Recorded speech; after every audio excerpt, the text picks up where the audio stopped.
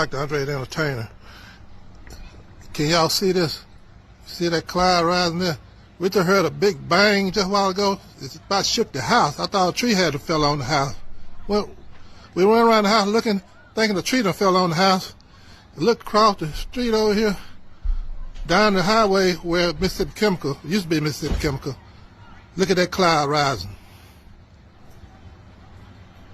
That is a huge, something just blew up down there at the chemical plant. I hope it ain't nothing hazardous. I'm sure you're going to be seeing some sirens and everything else real soon. My goodness. I hope everybody's all right over there. See y'all later.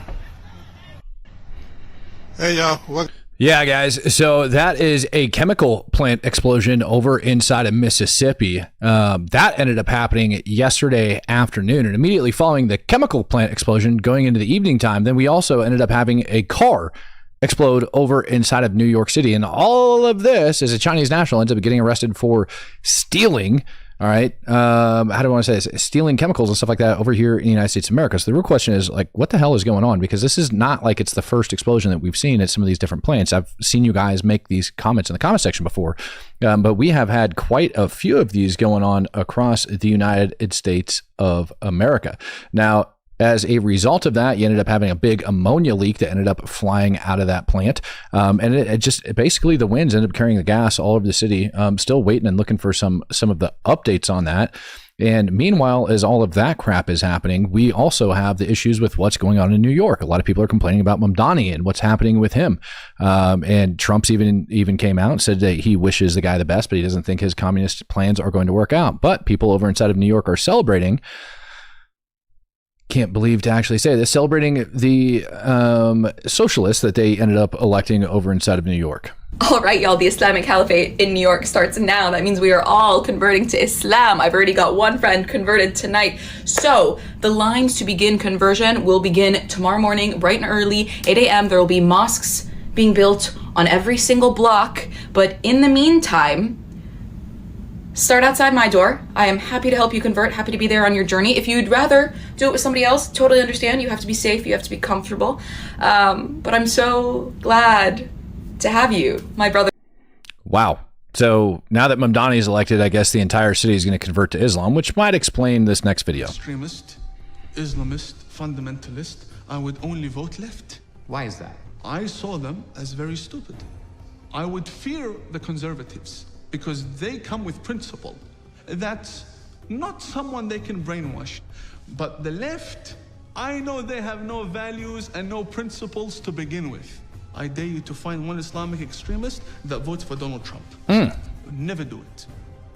They give their vote to the leftist who wants to run around in pride parades. And Islamic extremists are against gays and homosexuals and transgenders, but they want the left to go and get busy with that. They want them, go speak about the climate, go speak about abortion, go kill yourselves, go do that. And Omar, she's fighting for abortion rights and all the other, my body, my choice. Yes, go do that, go do it. But would she have an abortion?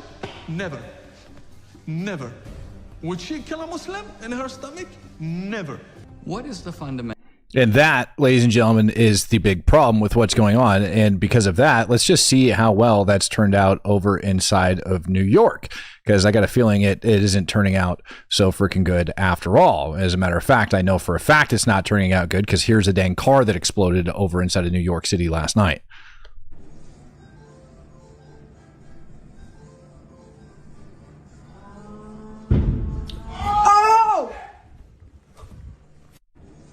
So there we have this angle of the car going off. I'm just gonna go ahead and mute that for you guys so you don't have to listen to everybody else. But there's a massive fire prior to those vehicles going off, and we got pictures on the ground to see what it looked like afterwards. It, to me, as you guys are gonna see this, I don't want to spoil it for you.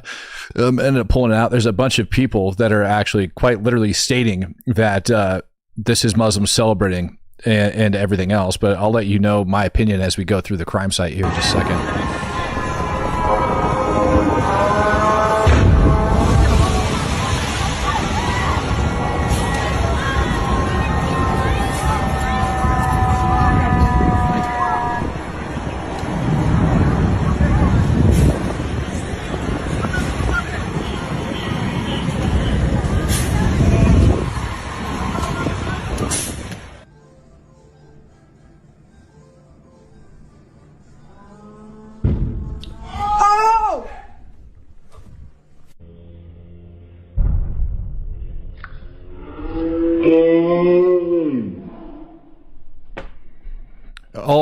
right. So what was the end result of this freaking explosion? Well, we had 7 firefighters get injured. 5 of them ended up getting hospitalized.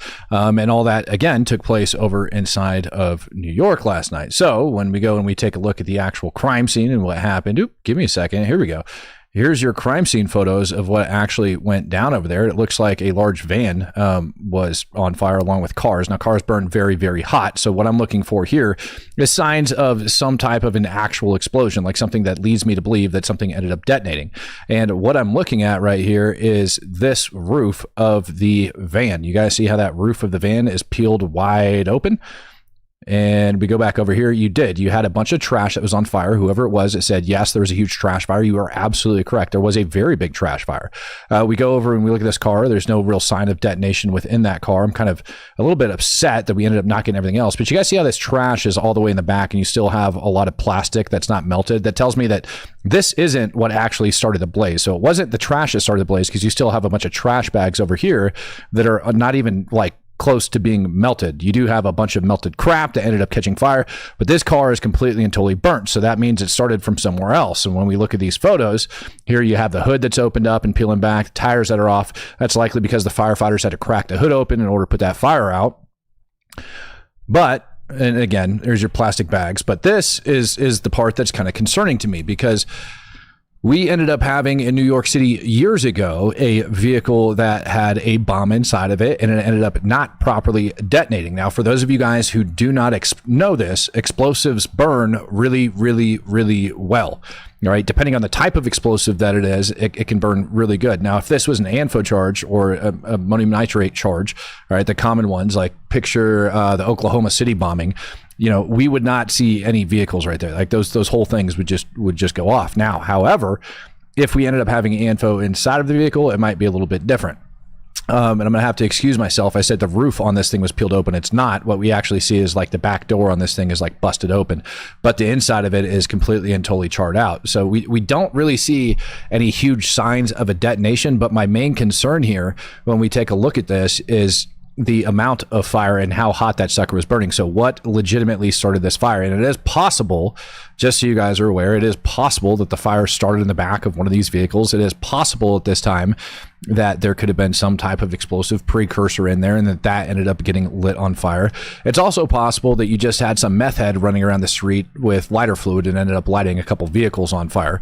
But you guys can see there's lots of trash and all sorts of crap like all over the ground out here. But at the end of the day, we ended up having 7 firefighters get injured, 5 of which that ended up getting hospitalized. That explosion from the earlier video that I ended up having up on your screen, to me, doesn't scream a like actual explosive detonation, as in there was here, we're gonna watch this again, as in it doesn't scream that there was actually explosives inside of this vehicle. Not a high or low explosives EOD background here. Yeah, thank you. I don't think it's a high or low grade explosive either myself. I don't. I'm a former 18 Chuck. I don't think that this was high or low grade explosives inside of there. And you guys can watch it.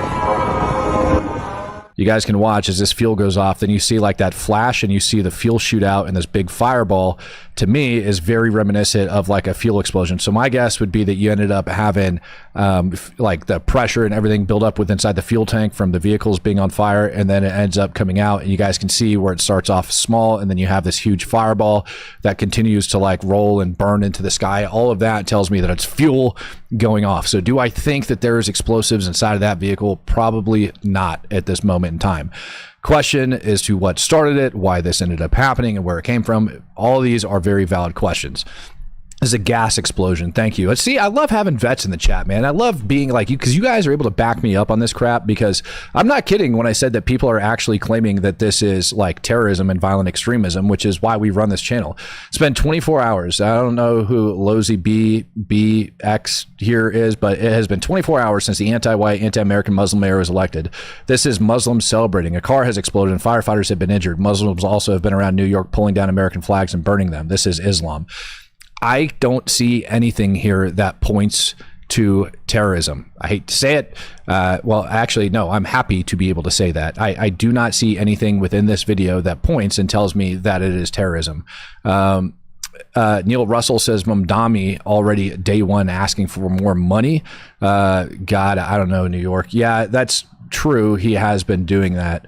That's really frustrating. FBI ended up putting this out. 3 Chinese national scholars from the University of Michigan laboratory charged for conspiring to smuggle biological materials into the U.S. Charges show the FBI and our partners will aggressively investigate and hold accountable those who violate our laws. These Chinese nationals charged today allegedly were involved in smuggling biological materials into the U.S. on several occasions. The FBI and our partners are committed to defending the homeland and stopping any illegal smuggling into our country. That came from Kash Patel. So, yes, we do have weird freaking chemical plants exploding. We do have a car that exploded over inside of New York. And the FBI ended up arresting 3 Chinese nationals that were smuggling biological material into the U.S. The question is, what is that biological material? I would really like to know about it. Somebody says that van had a tank in it. New York made their bed. I totally agree with all of this stuff. The terrorism is the election of a terrorist mayor. Yeah. I actually believe that. I believe that like this new era of jihad that's coming into the United States has absolutely nothing to do with your traditional like bombs and cars and things like that exploding. And I actually think it has everything to do with trying to take over a country and destroy it from within. And then, unfortunately, there's a lot of people in the country that don't see it this way, but they have quite literally laid out their game plan. That's why I ended up taking that video and showing it to you earlier. We had that prominent imam that was speaking that said, no, we are going to be voting for the liberals. We're going to be bringing them in. We're going to be doing those things. This age of terrorism, don't get me wrong, still is very much valid, but they understand that they can dismantle America from within. And in my opinion, that's what they're going to be doing. Fox McCloud says, former Chunky E. Cheese employee here. That doesn't look like an explosion. Oh, that makes me smile today, man. Neil Russell says, Mamdami already day one asking for money. Yeah, dude, it's freaking annoying. Did I hear about the attempted attack in Cedar Point, Ohio? I did not hear about an attempted attack in Cedar Point, Ohio, but now you're making me want to look into that as I sit here. So let me go and see about that and see what happened there. Because I'm very curious to know. And I'm going to cautious you guys because I haven't really looked into this very much. Oh, yeah. Okay. So the guys from Dearborn may have been going over to Cedar Point. Yeah. So I actually did end up getting that. If you guys want an update on that, I can do that. Let me go back and pull this. Because I did end up, even though the website told me that it was down, I ended up being able to get the link if I can freaking find it real quick here. But I did get it. Oh, come on.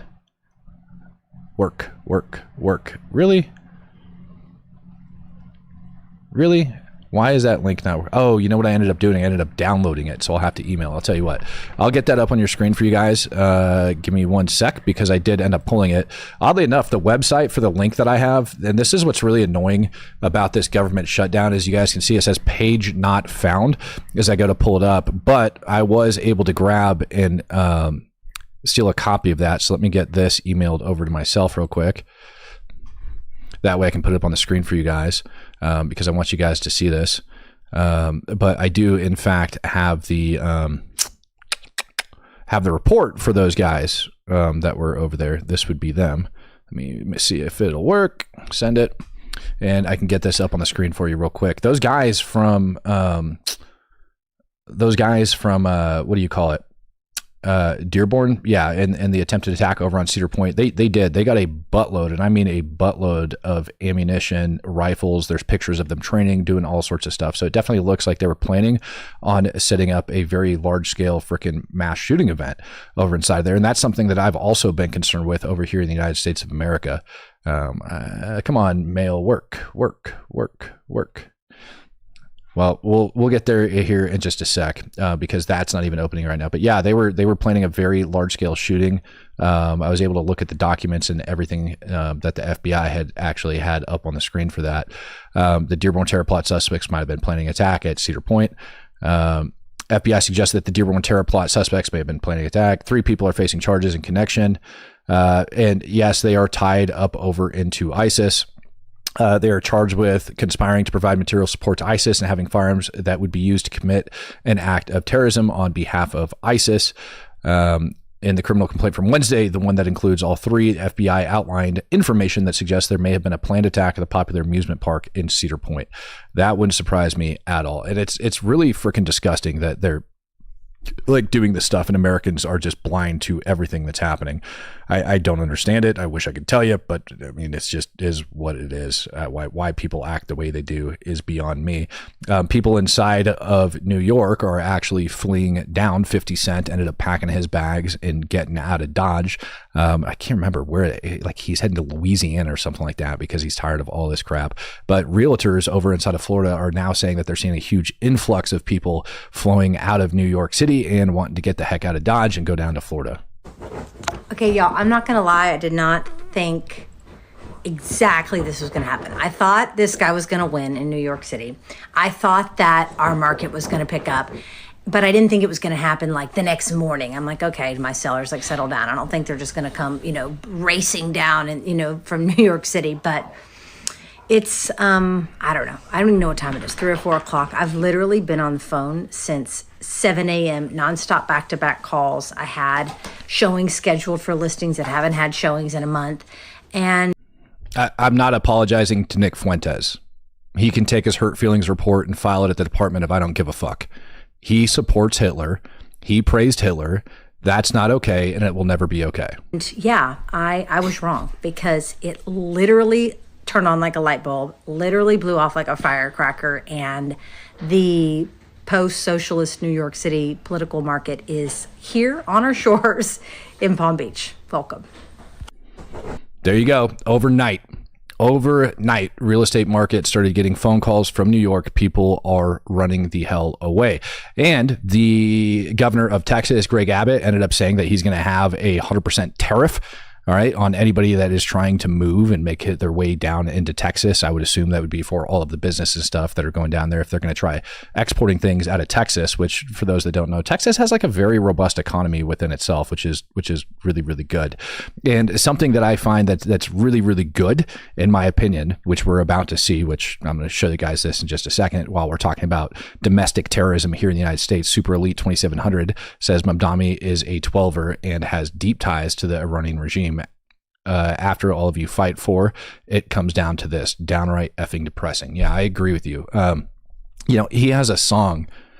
He has a song where he's praising what the heck is it? Those terrorists that got caught sending money over to Hamas. The something 5. I'm trying to remember it, but yeah, he's praising those guys who are giving money to Hamas. The Muslim Brotherhood was listed as co-conspirators in that case. And it's kind of disturbing to me that Mamdani is praising those guys and he's willing to send money there. And yet you have a bunch of people that do not understand that radical ideology at all. Radical ideology. Like you don't praise people like that who are directly financing Hamas and then turn around and say that you're going to be okay with lesbians and gays and Jews. It doesn't work that way. The Holy Land 5. Thank you. The Holy Land 5. Very famous case out of Texas. Holy Land 5. They ended up getting caught financing money, trying to wash it through nonprofits and sending it over to Hamas. And listed in that as a co-conspirator was the Muslim Brotherhood. Now, the Muslim Brotherhood was never brought up on charges for that. All right. But it's kind of disturbing that Mamdani, I think it was all the way back in 2007 or 2008, in one of his like failed rap videos, he definitely praised the Holy Land 5. And now he's running New York City, which is insane to me. And then let's not forget what ended up happening inside of New York City with the amount of like pro-Palestinian people that were out there praising the day that people ended up getting freaking killed. American citizens ended up getting killed over inside Gaza. It's really kind of sad. ICE is actually picking up their tactics. All right. This comes from the Department of Homeland Security, not the ICE facility in Portland specifically. This is the Department of Homeland Security, federal rules and regulations on conduct of federal property. So I got a feeling things around all of these different ICE facilities are about to get pretty spicy over here in the United States of America because they ended up adding something extra. Underneath their disorderly conduct or prohibited conduct, all persons are prohibited from engaging in the following conduct on federal property or in areas outside of federal property that affects, threatens, or endangers federal property or persons on the property.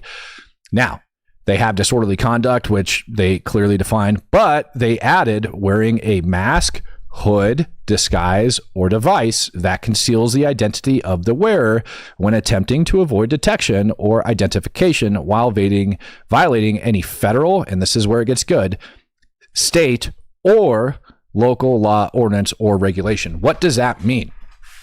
In my opinion, the way this reads, as I read this, and this is where it's going to get kind of crazy, I can pull up videos from like the Portland ICE facility and show this to you guys. When they are standing on the street and they're blocking traffic and they're doing all of those things, they are violating state and local laws. And all of those people that are masked up out there in order to disrupt operations at the ICE facility are now going to be subject to arrest.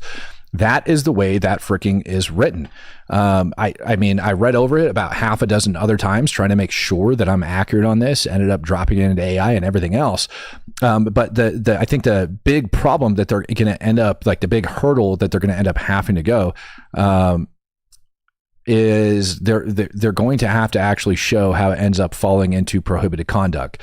So areas outside that affects, threatens, or endangers federal property or persons on the federal property. Now, I think they can say pretty clearly that these guys wearing their masks, standing in the middle of the street outside of like the Portland ICE facility or any other ICE facility as they're blocking traffic, every single one of those people is subject to arrest. But the big issue is I don't think they have enough law enforcement officers to actually support it, which is freaking wild. So while they might have changed, right? While they might have actually changed, let me get this up. While they might have actually changed the, I don't want to say this, the law or how they're going to be enforcing it, I don't know how it's going to go.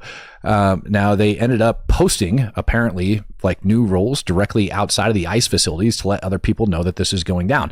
My prediction, this is probably going to end up pissing off the rioters, and that those rioters are then going to start getting tear gassed a hell of a lot more. That means anybody like, I don't see them going out there and actually like arresting everybody that's doing this. But what it does is it gives them some sort of legal stance to now when people are blocking those roads and doing all that other crap, dude, they could just be chucking tear gas, firing pepper balls, doing all sorts of stuff at these people down in the, like operating in the middle of the road. I actually see that going on. So I think that is going to cause a whole lot of tension and is going to end up causing even more problems over here in the United States. Hormone gave the go on Portland ICE already. Yeah. And then it ended up getting blocked again inside of a federal court, which is really freaking annoying. I got to give you guys a rundown and keep you guys up to par on where all that's at.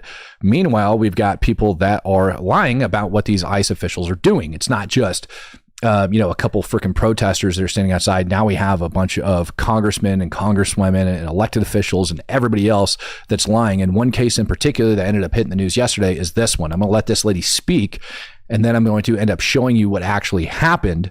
And this is, again, one of the main issues. And I think it's going to end up sparking, the more this crap ends up happening, we're going to end up seeing more and more domestic terrorism here in the United States of America.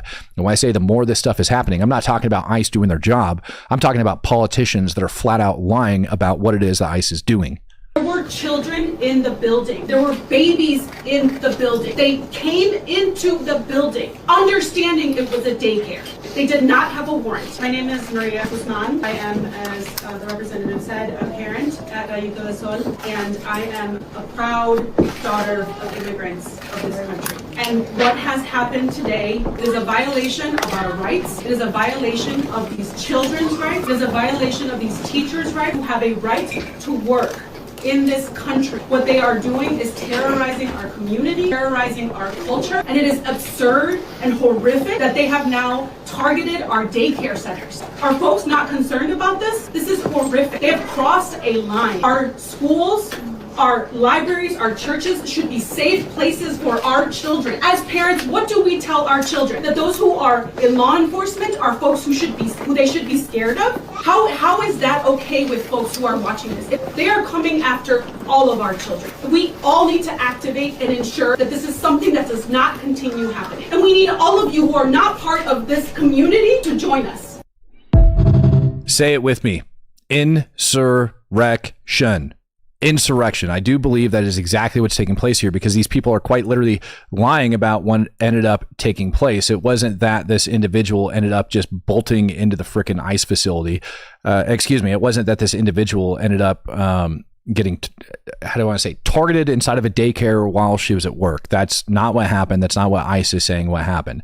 You guys can see here in this local news feed here. It says, video captures daycare teacher detained by ICE agents on Chicago's north side. Now, why is that a problem? Because ICE is coming out stating quite the opposite. DHS came out, made a statement and said that they went up over behind that vehicle, and that when they ran the tags, it came back to an illegal immigrant or an illegal alien. They tried to pull the vehicle over. They activated their overhead lights and their siren. The driver of the vehicle continued to elude police until they ended up pulling into the parking lot of that particular facility. And then the lady and the driver both get out and run into the daycare where they tried to barricade themselves. The lady ended up getting arrested in the, I quote, vestibule. And this is an actual statement from Tricia McLaughlin. She is the Assistant Secretary for the Department of Homeland Security. She says officers attempted to pull the vehicle over, which was registered to a female illegal alien with sirens and emergency lights going. Law enforcement pursued the vehicle before the assailant sped into a shopping plaza where he had a female passenger, fled the vehicle. They ran into the daycare and attempted to barricade themselves inside the daycare, recklessly endangering children inside. The illegal alien female was arrested inside a vestibule, not in the school. Upon arrest, she lied about her identity. So there's another law she broke. Vehicle is registered in her name, though she claims that she didn't know the man who was driving the car and just picked him up from a bus stop. So the man that was driving the car, according to the lady that ended up getting arrested, she didn't even know the guy. She just picked him up from a bus stop and was like, yo, you want to drive my car today? Facts, including criminality information on the male assailant, are forthcoming, and we will update the public with more information as soon as it becomes available, which is freaking insane to me. Okay, so now what do we see about this lady in particular? This is the woman that they ended up arresting. Well, she's Colombian, and a couple of years ago, she ended up getting picked up by Biden's freaking DHS down at the freaking border. She ended up getting released, overstaying. She ended up smuggling her kids back into the country after that, as a matter of fact. Let's read it. DHS sources provide information on the Colombian woman arrested at the daycare center in Chicago, saying she was caught at the border and released in 2023. Then she had her children smuggled into the U.S. as unaccompanied children after entering illegally into El Paso, Texas area last month. They sent the kids to an unaccompanied alien child shelter in the Chicago area where they are currently at today. Running from the police is a crime. Smuggling your kids into the country is a crime. Staying in this country illegally is a crime. All of these different things are crimes. So this lady in particular was not just ripped out of the daycare center. The cops didn't go in there and freaking terrorize the place. Nope. The driver of the vehicle, who the lady refused to identify after she falsely identifies herself, ended up driving over to that location. They eluded the police. She ran inside. They tried to barricade themselves. That's what happened. So why is it, for the love of God, that we have so many politicians that are coming out and lying about this? If you guys don't believe me, you really need to go take a look at the amount of people that are lying about it. And that's not the only case that they're lying about. And this is where I start to get kind of worried for the country as a whole. Like, again, I bring it back up. Not only do we have violent rhetoric that's coming from the right, all right? We have some serious violent rhetoric. If you don't think praising Hitler is violent rhetoric, I don't know what to tell you.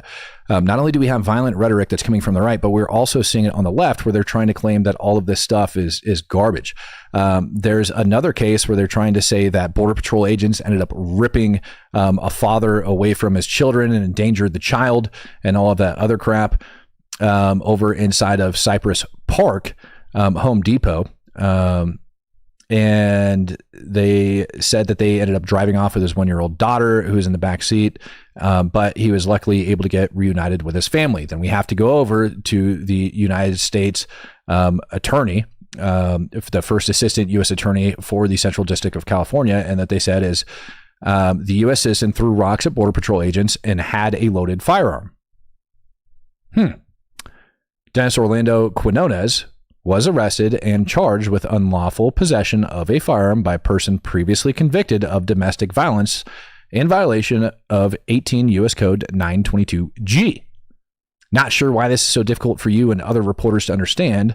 Anyone who assaults or interferes with federal agents will be arrested and charged with a federal crime. So let's go see if we can take a look at the video of what actually went down over there, because this is what they're actually all upset about. Hey, we got you, boy. We got your video. We got your video. Hey, y'all can't take him with his daughter right Yeah, they rammed him. My boy with a baby in the back. He wasn't doing absolutely nothing, bro. He wasn't doing nothing but just being weird. So what the government's stating is this guy ended up throwing rocks. He's a previous domestic violent offender, and he had a firearm on him, and he's got his little girl in the back of the car. And people are trying to stand up for this guy as if for some reason he was in the right. Colt Manis says, bring back state militias like we used to have. Everyone, including our own government, would think twice before the FAFO. I would agree with that.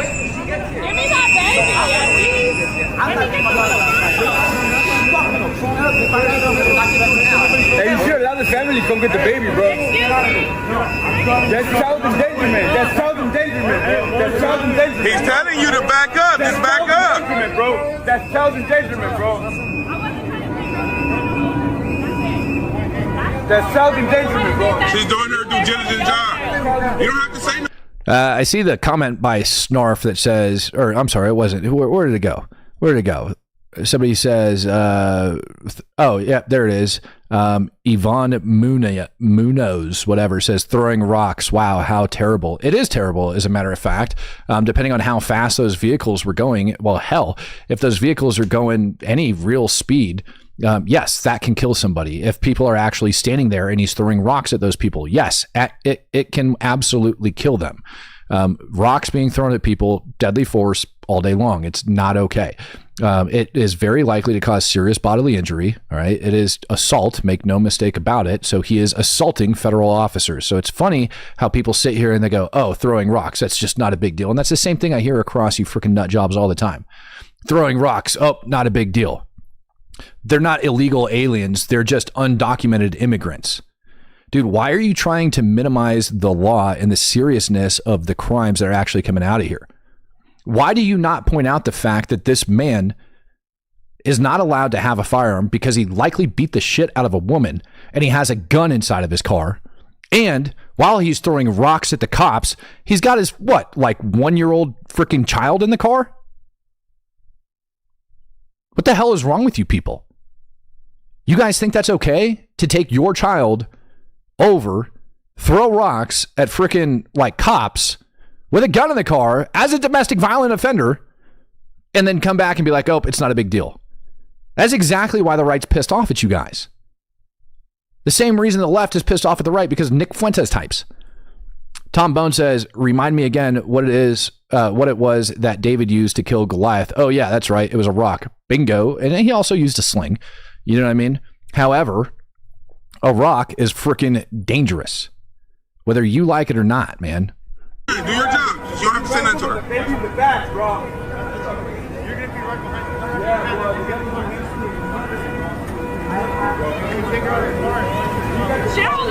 And they're trying to take him without the baby. They just want to take him. Stand back, okay? I don't even let nobody move it. Because that's what I'm doing. Go get the baby. Am I correct you? Tell him. Am I doing anything to you? Am I hurting you? Am I hurting you? Am I stopping you? Hey, you got that? You know that? Hey, they about to drive. They about to drive his car. This is new. Look at this shit. This is new. That's a child. Oh, freaking people are so stupid. Hollywood Marine throwing a rock at a federal agent is a felony under federal law, specifically 18 U.S. Code 111. This is considered an assault on a federal officer using a deadly or dangerous weapon. No kidding. Now, all of these idiots that are complaining about this officer getting in the vehicle and going to drive it while the child's inside of it, or whatever the problem is, no, they're moving it out of the way because it's blocking traffic. This is actually pretty freaking common. And people would know that if they actually got off their butt and stopped looking at like cop watch videos and actually knew how things worked in this world. This is wild. Hey, you gonna take my baby somewhere without telling me where you're taking my child? That's wild. Hey, you guys are some real pieces of shit. You know You that? guys are fucking dicks. So y'all searching this car without no proper call. Do you have family? They don't have to have probable cause to search his car. They're allowed to do a pat down of the area of where they ended up arresting him. And on top of that, they're probably impounding his vehicle, which means that they're allowed to do an inventory search of the vehicle, which is likely how they ended up finding the frickin' firearm. Jackass. Yeah, you know that? Are they coming to get him? That's why. Look how they block him in, though. Don't let the door go, my guy. Don't let the door go. You ain't got the balls to take that fucking shit off your face, you asshole. What are you doing?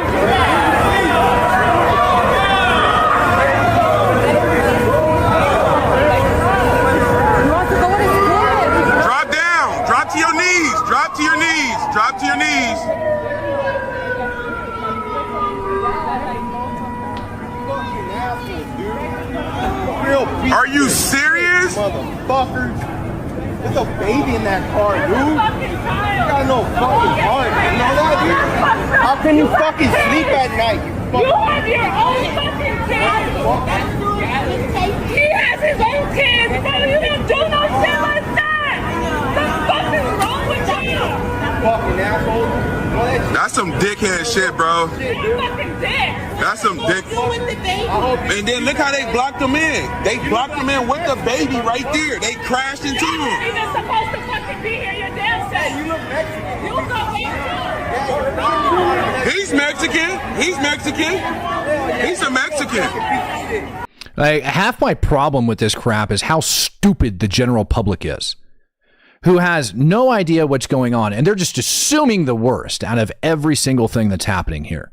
They're assuming that this guy didn't do anything wrong. They have no idea that the man is a previous violent offender who probably beat the crap out of a female, has a gun in the car, threw rocks at cop with his freaking daughter. And they're sitting there yelling at these agents as if they're in the wrong, when the reality is the guy started off throwing rocks and he had a gun on him. It's probably a good thing that the cops intervened before the guy started shooting, like, you know, what just occurred at the ICE facility in Dallas, Texas the other month. True Story says, at the point rocks are thrown, Colt makes a man. Those are facts. Jason Carmichael, anyone that says it's just a rock obviously hasn't been hit with a rock. Well, I would invite them to come over to come meet me and allow me to just throw rocks at them. Let me just come over here and allow me to just throw rocks at you. And you tell me how well, like, you actually end up faring at that. It's just a rock, man. It's not a big deal. Come on, just let me throw a rock at you. That reminds me of like the time I took my ex-wife to the gun store to go get her freaking concealed carry firearm. And I wanted to get her a 22 because that's what she was comfortable shooting, a 22 LR.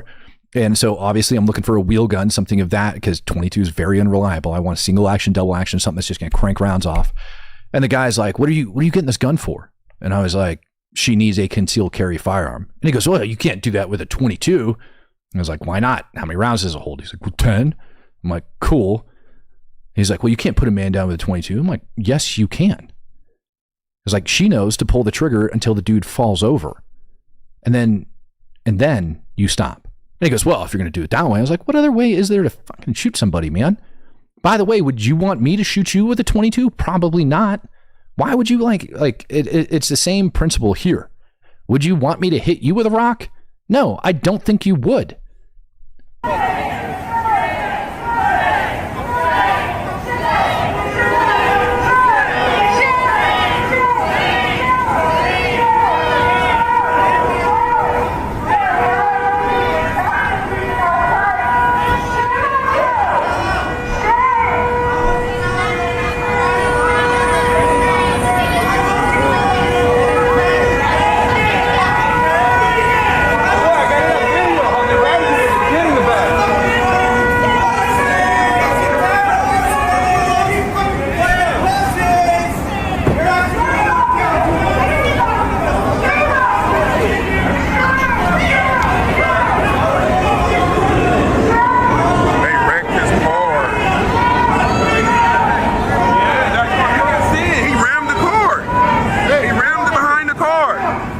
Oh, no.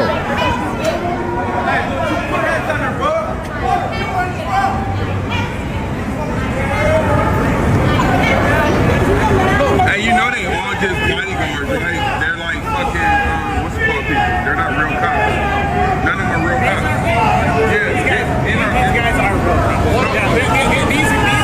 They're not real cops. Okay, they just have the power to enforce the law, and we're bad. I mean, some of them are money hunters too. Those are ICE. Yeah, this is not ICE. This is Border Patrol. These are the scary ones. These are the ones that got the paper that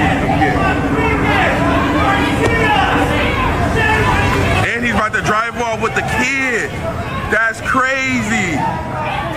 ICE is about to drive off with the kid. Fuck you. Wait, they're driving off with the kid, and they covered the face up. The other dumb thing that this guy with the camera doesn't understand is maybe they asked the guy, hey, you're going to end up getting released at the ICE facility after we run your prints and charge you. Do you want us to bring your car over there with your kid inside of it? That way you can have your car back immediately once it's done. Or maybe they're taking it to another place just because of all of these idiots in the street that are there. It's also not safe for the kid to be around a bunch of people that are yelling and screaming and doing that crap at these officers as they conduct their freaking investigation and do their job. Fox McCloud says, I love how they're all giving advice and it's all the worst advice. You're guaranteed defense of time in prison if you follow their advice. Yeah, no, you're guaranteed additional time in prison if you follow advice of any of those people that are out there on the street. Absolutely freaking nuts. And so because of this crap that's floating around the internet right now, yesterday there was actually a big protest over inside of Washington, D.C., where people just ended up showing up in full force. I don't even know how to tell you some of the videos and stuff that I ended up seeing out of DC. Some people are saying that this spawned out of nowhere. It didn't spawn out of nowhere. I got word about this protest a couple days ago. Crazy part about this is that Antifa guys from Portland, that idiot in the chicken suit out from Portland, he was spotted in this thing. All sorts of people. I know that guy hasn't been freaking working because that moron has been standing in front of the ICE facility for months now. And so somebody's sponsoring these guys to go out and do all this crap. And it kind of makes you wonder who's behind it and who's actually sponsoring these guys and gals to go out there. Super Elite Nate says Ben Shapiro is a coward for not wanting to debate Nick Fuentes, and as he does not want to platform him, I guess he thinks the same as you. Yeah, exactly. That's exactly how I think. There's no point debating a bigot. Why would I debate a bigot? Why? Warfighter 2475 says, why does ICE not wear uniforms? Honest question, because I don't think it would negate the points the left makes. Keep the mask, but get a uniform. Yeah, here's why.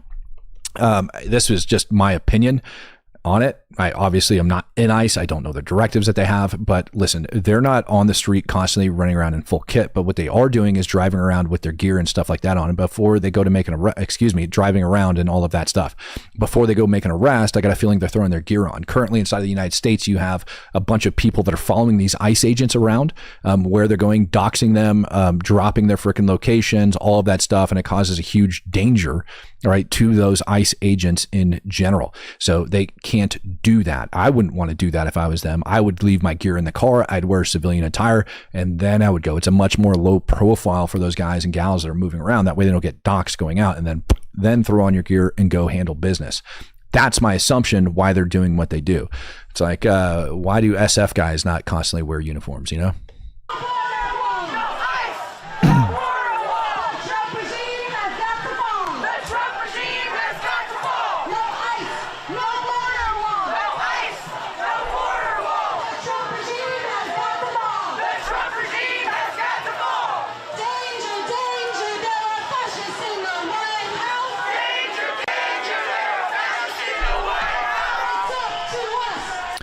Now I remember the name of the movie, Handmaid's Tale. Is that what it is? The series? Pretty sure that was actually inspired by radical Islam, and what life would be like living underneath Sharia law is actually how they ended up making that series. And the funny thing to me is that you have all of these people up in the front that are dressed exactly like that movie predicted, and what ended up happening underneath it. I keep calling it a movie. It's more or less a TV show or a TV series, but it's kind of funny to me that we have people that are running around wearing that stuff, which goes back to my original point of saying, listen, We've got a problem inside of the United States of America. And that problem is you have these radical Islamic fundamentalists that are working their way into our government, and they are preying on the lefties, and the lefties are falling for it left and right.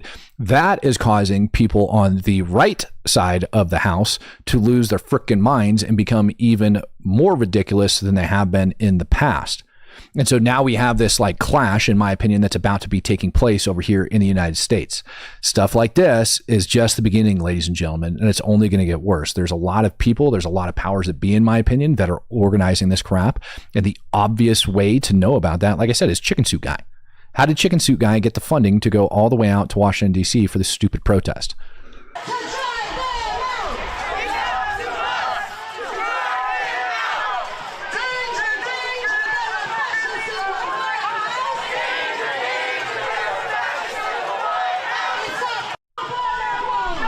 So that is Washington, D.C. And I'll be honest, man, there's a bunch of videos out here from Washington, D.C. that I could put up and I can show on the screen of how ridiculous and crazy these people are. I don't know if it's going to really do any good.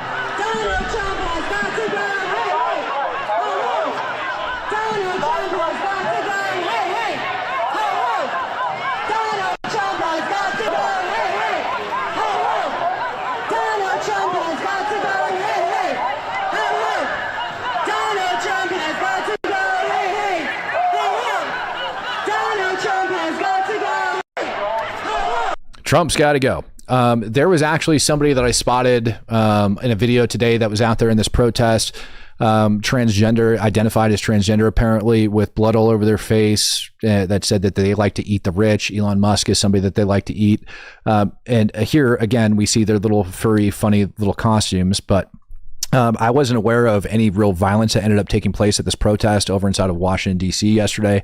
What I do know is that there's several large protests that are scheduled to take place around the country today. Pretty much every major city is going to have one going on. Some of them are simple labor union stuff, all of this other crap, but it's all rounded. It's all based on fighting against the man. So there's still people that are pulling strings behind the scenes. They're trying to organize this crap. Fox McCloud says this is what happens when delinquent women escape the kitchen. It's a joke, ladies. Redheaded Jew ends up becoming a true supporter. Good to have you. This is again a problem as far as I'm concerned. We do have the government shutdown that's currently taking place. For those of you guys that don't know, with that government shutdown, you have a bunch of people in America that are very, very ticked off over inside of America. Because of this, we're going to end up seeing a 10% reduction in flights across all major freaking air platforms, right? So American, Southwest, United, all of them, because of air traffic control, the government has asked them to start limiting their flights by 10%.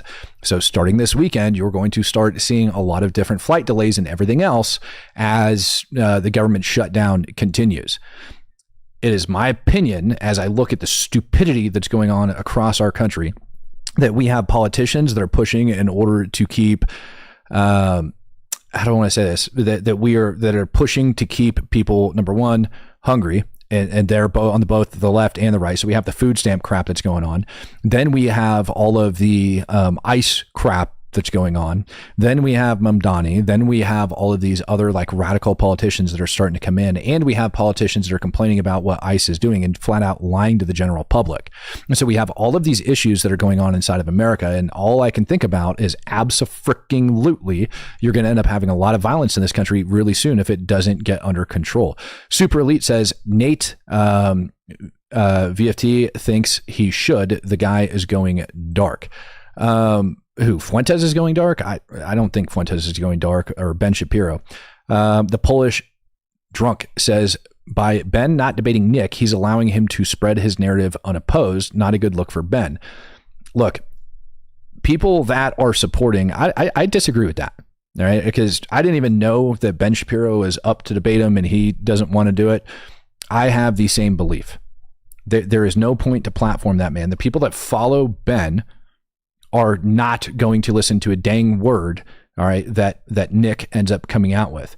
The same way the people that followed Nick likely aren't going to end up following what Ben Shapiro says. To me, you're just giving additional platform and additional attention to a man that, quite frankly, doesn't need it. Kimberly Campbell says, I think the 19th Amendment should be repealed. That's a very really? Really? I want to double check that I'm not wrong here.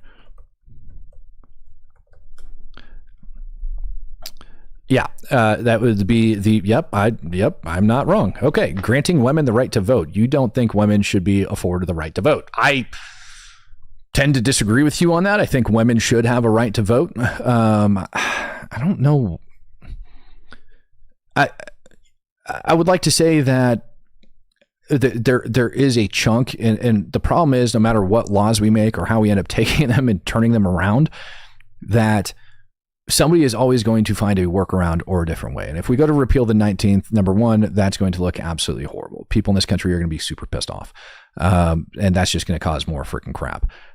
She knows best, Matt. Yeah. But there is a very strong argument for people saying that. I've seen, the voting demographics and stuff like that from New York, and how all of that went. But in my opinion, if you're going to be voting, if you're going to be allowed to serve in the military, and you're going to be doing all of those things, you should also be signing up for the draft. And that's kind of where we're at. Patrick Loudon says, really hope they do not nuke the filibuster. And that, ladies and gentlemen, is probably one of the biggest problems. And then after this, I'm going to go in and I'm going to actually open up the Discord right now for you guys. That way we can have a chat over there. Hopefully the Discord actually works today. I don't know why it always gives me crap every time I go in there, but hopefully today it actually starts working. I really want the freaking Discord to work today. I'm looking over there to make sure my mic is actually turned on the correct mic, and it is. And you guys can hear me over there inside the Discord. So that's good. So if you guys want, go join me over inside the Discord and we can talk about this.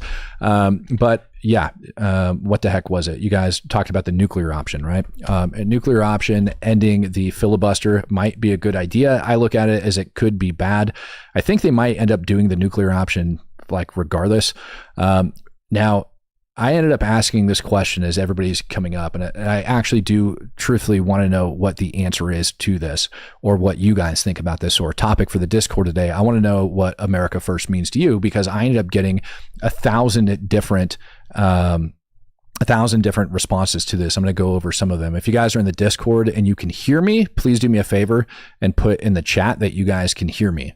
Somebody says no sound. So what I'm going to end up having to do is I'm going to end up having to back out of the Discord and going back in. Death Rides, were you able to hear me? Okay. So here's what I'm going to do. I'm going to disconnect. I'm going to go right back in and join the stage, and get my butt right back up there. I'm going to raise my hand, and then I'm going to prove myself to speak, because apparently that's what you do. Except, yay. Hey, can you hear me now, brother? Death Rides, can you hear me? I can hear you. Okay, good. And sound good to me. Okay, good. For you guys that are over there in Discord, if you guys can hear me, just put down in the chat that you guys can hear me. I'd appreciate it. Death Rise, I'm going to go over some of these statements real quick. What does America First mean to you? Nordo Gibson, protect all interests that benefit America, Americans, tariffs, closed borders. You can hear me, or you cannot? You can hear me, or you can't? I see people saying they can hear me.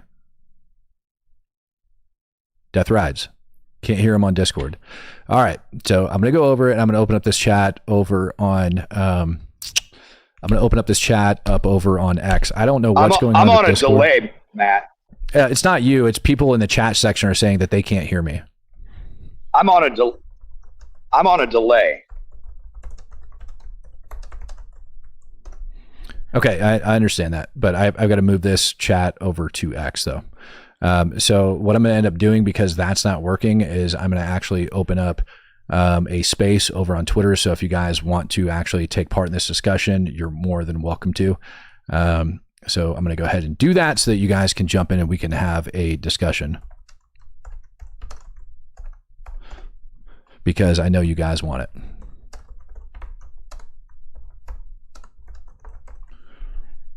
And I'm wondering why we have such a divide in this country on this. Let's go ahead. All right. So that space over on X is now open. You guys should be able to hear me over there. If you guys are over on X, you guys are joining me live up over on YouTube for a discussion. We're going to be talking about what America means to you. I ended up having a post up over on X earlier asking this exact question. I ended up getting a bunch of different answers, which is why I have this. I think this is a huge divide in America, particularly on the right and everything else. Robert Lax, America first is not as important as individual first. We aren't communists. At least we're not supposed to be, and shouldn't be putting a collective group of nationalists. Well, he didn't answer the question. 1776, Redbeard said, engage globally, but never at America's expense. Put America's citizens first. Everybody else waits in line. Rebuild founders' principle, legit government patriotism. Understanding the meaning of belonging and taking part in a powerful nation with all of its implications. I mean, it just keeps going on. Zenith Dawn just commented, sent in a super chat. America First is the name of my bank for the last 25 years. That's amazing. So I think that's what we're talking about. Summertime policies that bring affordability to Americans, protect our borders, which means sometimes helping other countries in order to prevent illegals and prevent drugs. So I don't think I'm an isolationist. And that, in my opinion, is the key word there. In a lot of this is a lot of people take this as an isolationist belief. So if you guys are over there and you want to have this chat, if you guys are listening to the space over on X, please raise your hand. I want to know what America First actually means to you. All right. Because there is, number one, in my opinion, a lot of discontent going around on the right side of the house right now over what America First actually means. When I look at America First, I think it's whatever policies that we're doing, the money that we're spending need to go to improving the lives and safety of Americans. That's how I view America First. Doesn't mean that that's necessarily what it means. I don't think anybody's actually put a definition behind it, and that's half the problem. That's like the peace through strength. That was never clearly defined, and I don't think people actually understood what peace through strength actually meant either. It's probably one of the most frustrating parts that goes about this whole thing. So if you guys want to join me on the chat down here in the corner of the screen, if you guys are watching me on YouTube, that's my X account. You guys can go over there. You'll see that I do have the discussion open. You guys are welcome to come up and do it. So by all means, I want you guys to raise your hand over on X, come up, tell me specifically what America First means to you. There's a lot of people that think that it means something that, in my opinion, it quite frankly does not. So there you guys go. We've got that space up open over on X. I'm going to go through some of these other comments for you guys of what we have. They say strong borders, capitalism, military strength, and building it further, being there for our families against the evil in the world.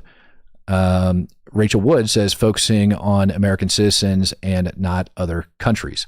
I ended up reading something this morning that people were saying what goes down to American First is basically what's pissing the right off, what has a bunch of people following Nick Fuentes, what has people following all these other people, has absolutely, they view it as isolationist, meaning why are we spending money on foreign countries? Why is this going in other places? I think that is a discussion that I'm willing to have with a reasonable human being of why it's important for us to spend money on different countries such as Israel.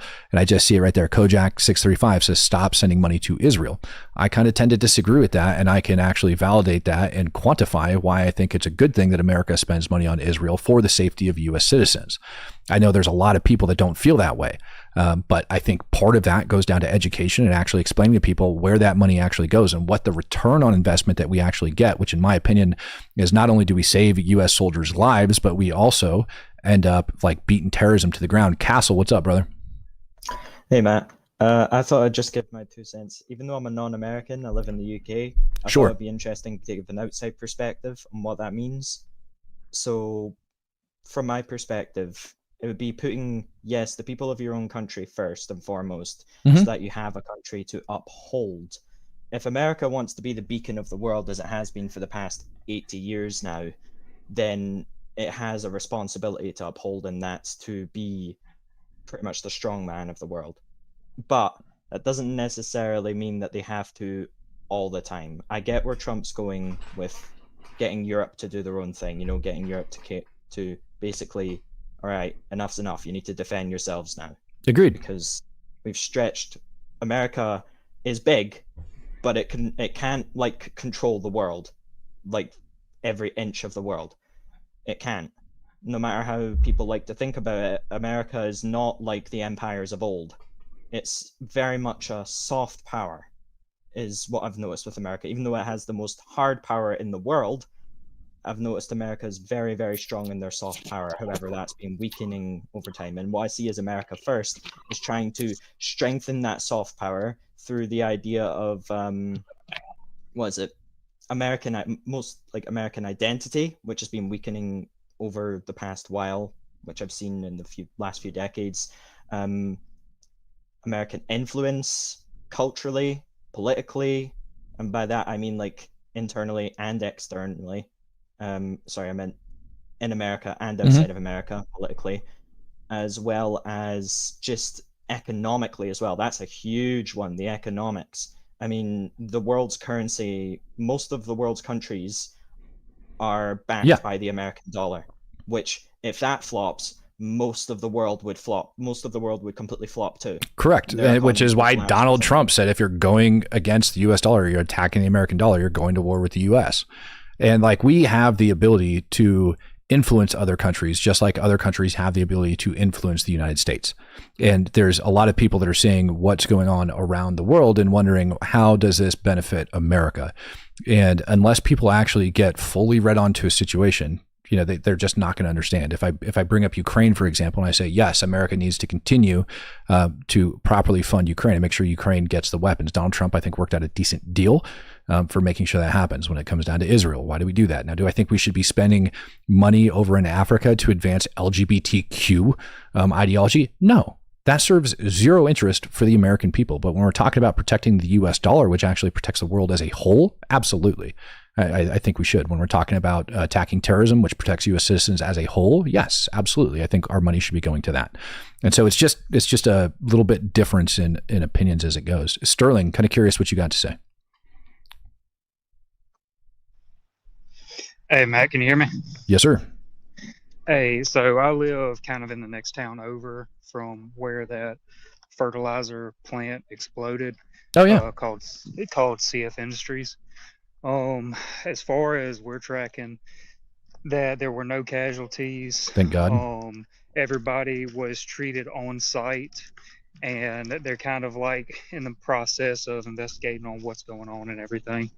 So I just wanted to throw that little update in there for you. And also from the cloud of, I think it was ammonia that went up.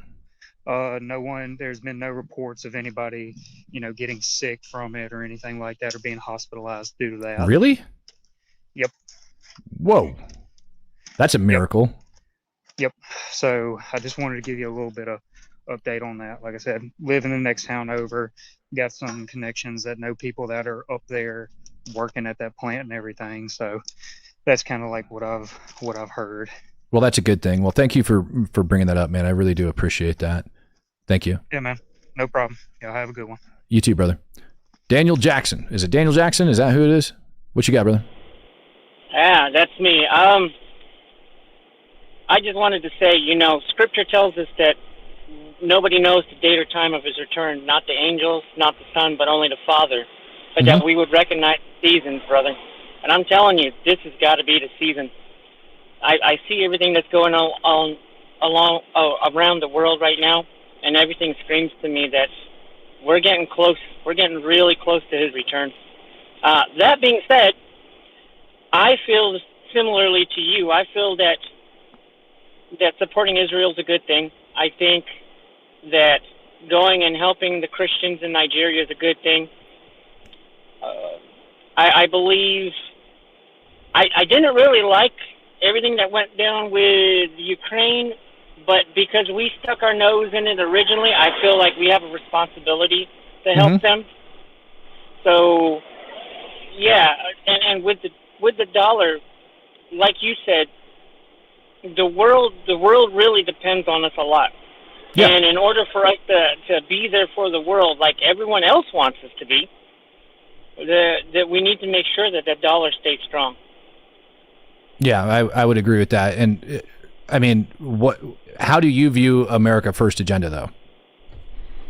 So with the America First, I believe in America First. I believe that we should be putting our own citizens first. That doesn't exclude us from helping the world, because again, that helps us in the long run too, because we can't afford to be isolationists, right? But I do believe that we need to be putting our citizens above everything else, and that includes the fat cats in Washington. If they truly, so this is my thing with the shutdown.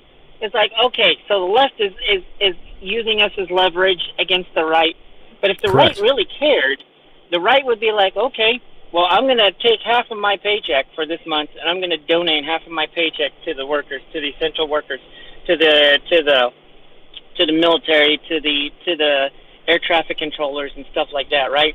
Mm-hmm. Instead of just sitting there, because they're both just playing games. At the end of the day, it doesn't hurt either party because they're both still getting paid. Yeah, I have a big issue with the amount of money that's going towards the illegals, and I think the America First agenda is, at least as far as that goes in the government shutdown, is that we do need to do the right thing in this, but at the same time, the government absolutely can reopen to an extent, but I think that the politicians themselves are not even bothering putting America first. No, they're not. And I agree. I don't want any of my tax money going to the illegal aliens, because that's not their right. That's our right as citizens, not theirs. And I believe that the Senate and the Congress, if you stop government, then their paycheck should stop too. Yeah, I agree. That way, that gives them the incentive to want to get it fixed faster. Because the way it is now, it doesn't really hurt them. They're still getting paid. Yeah. Got a comment from Adam Dick. He said, how did Israel help on the war on terror? Quite simply, the amount of money that we've been pumping into Israel and the amount of supplies that we have given them. For those that don't know, the Palestinian agenda is quite literally like the beck and call for violent extremism around the world, because of a lot of different things, but mainly focused around the holy city itself. And don't forget the intel they give us too. Right. So with the amount of money that we've actually injected into Israel, our return on investment for that is the systematic dismemberment of Hezbollah. Additionally, when we start taking a look at the IRGC and how the IRGC has basically projected itself across the Middle East, that's also been dismantled. They have lost their footing over inside of Syria. They've lost their footing over inside of Lebanon. They have still a foothold over inside of Yemen, but I think that is slowly loosening up there just a little bit. And so that is a huge ROI that we ended up getting for our taxpayer dollars that ended up going into Israel. Having Iran not control massive amounts of territory in the Middle East is huge, is absolutely huge. So we can't negate those facts of everything that went on. And then when we add into the fact that the IRGC was working hand in hand with Russian Spetsnaz over inside of Lebanon and over inside of Syria, that is another ROI that we ended up getting on that. So in my opinion, we ended up getting a lot of the Russians kicked out of places that they don't belong, stopping the spread of freaking communism. We ended up getting the IRGC get kicked out of multiple countries in the Middle East that are absolutely going to impact things here at home. But most importantly, we had the largest non-state terror organization in the world reduced by about 80%.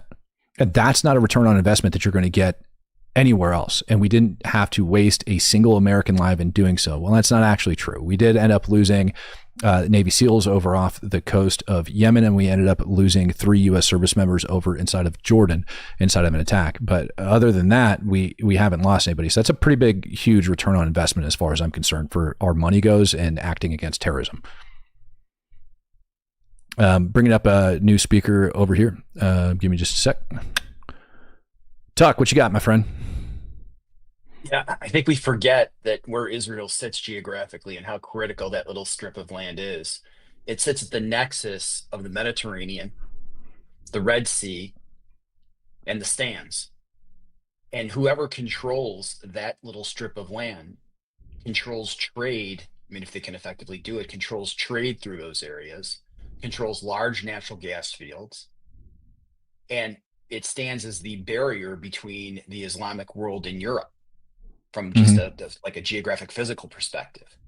So the idea that this notion that somehow America can be this isolated island and somehow it will magically reduce its reliance on foreign imports, will somehow magically become self-sufficient in terms of manufacturing, can somehow disengage from the other conflicts in the world is pure fantasy.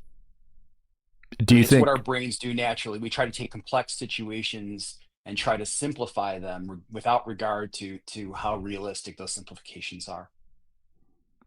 do you think oh yeah, I forgot about the army sergeant that ended up getting killed in constructing that stupid pier over inside, but that's Joe Biden's lunacy. That was the political. There's no reason to have that, right? So do you think that America pumping money into Israel is actually putting America first, or do you think it's just supporting Israel and the Jews are controlling the country, and then try to validate your stance?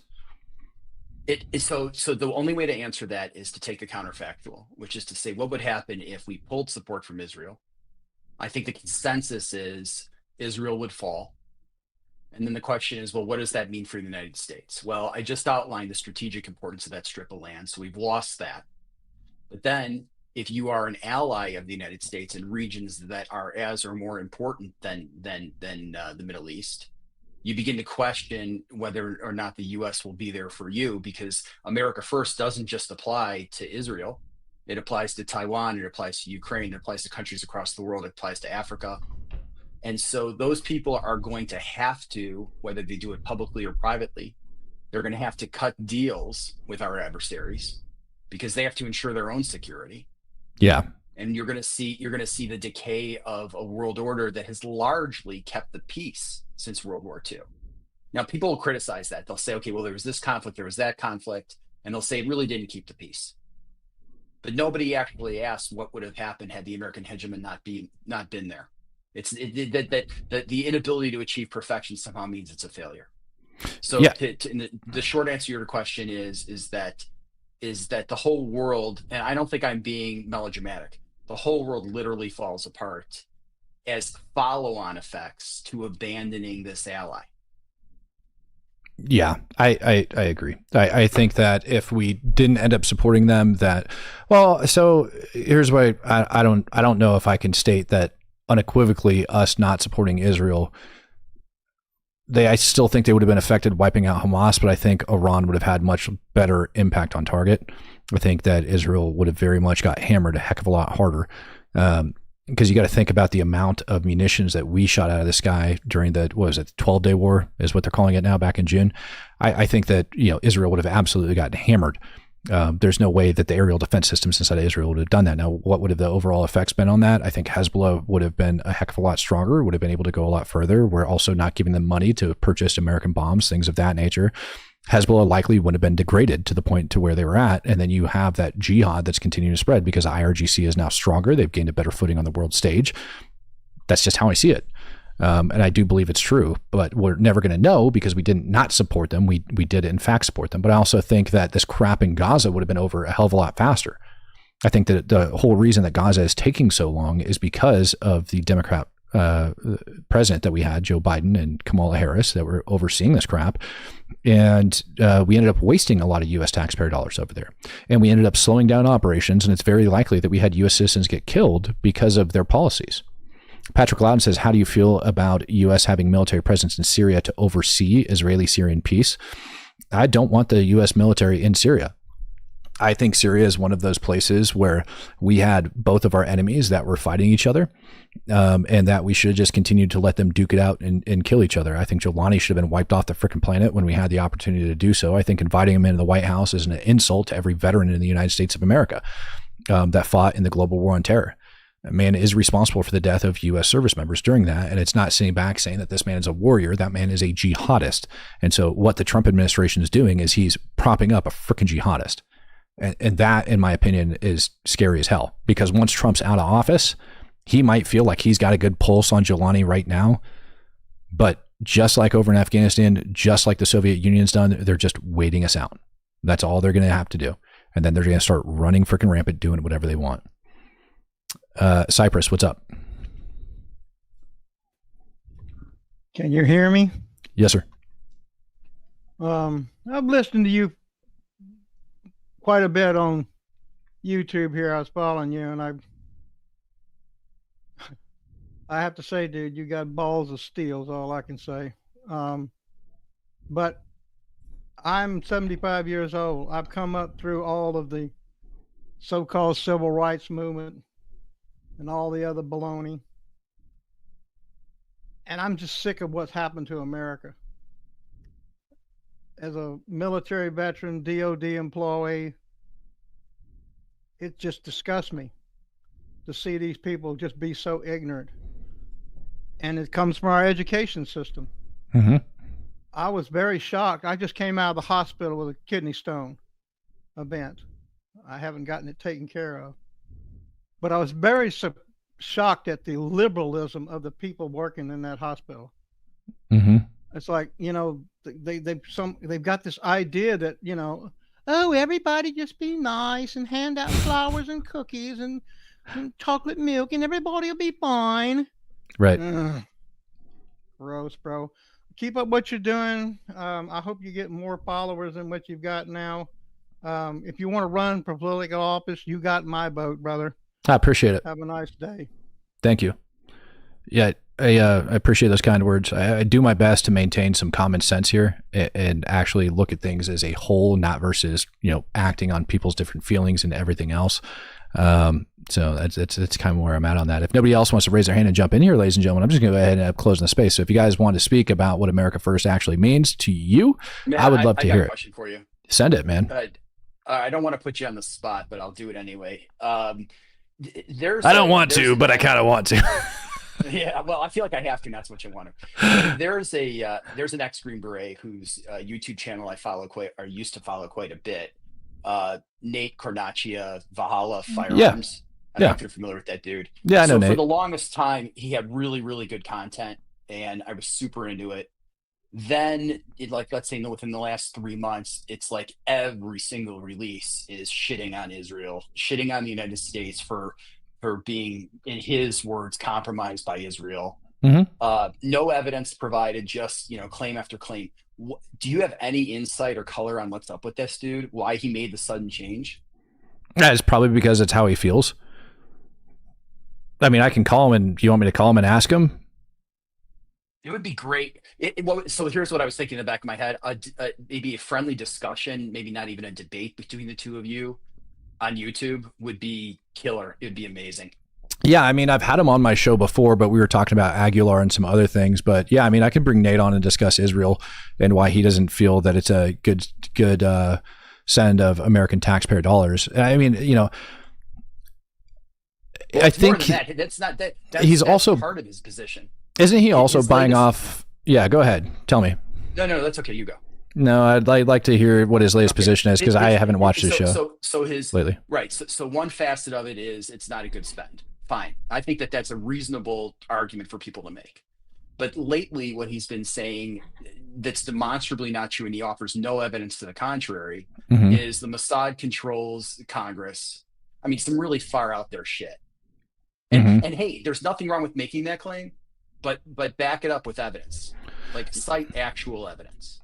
Yeah, I mean, there's a lot of people that think Mossad controls Congress, believe it or not, and it's actually kind of silly. And I could point to a couple of different key points in time where Mossad does not control the United States of America. As a matter of fact, they need us, and so it's kind of silly to me. Now, what's likely true is that Israel is trying to affect U.S. politics, thus AIPAC and everything else. But my answer to that is, what country doesn't do that? I do agree to an extent with the Americans should be allowed to criticize Israel, but it also needs to be fact-based. I have big issues with guys like Tucker Carlson that come out and say, outlandish things like that other people are willing to jump on, like the grift train, without bringing any actual facts, evidence, or proof forward. Right? If you're going to accuse another country of doing things like that, you can't point to something that is completely and totally unrelated and say, see, here, look. Especially when there's facts that point in the opposite direction. You're never going to get a 100% answer on anything. The real danger that all of us need to think about is that there's only so much oxygen in this room. If you consume it all with concerns about Israel, which may be valid, by the way, okay? I'm not saying that they're not, maybe a percentage of them are valid. You take away all the oxygen for Saudi Arabia, Qatar, China, Russia, Ukraine, no matter where you sit on these issues, the issues of the day, whether let's say you're on Russia's side or Ukraine's side, or you're on China's side or Taiwan's side, you ignore all the money and influence being used as leverage inside the U.S. to affect U.S. policy by only talking about one issue.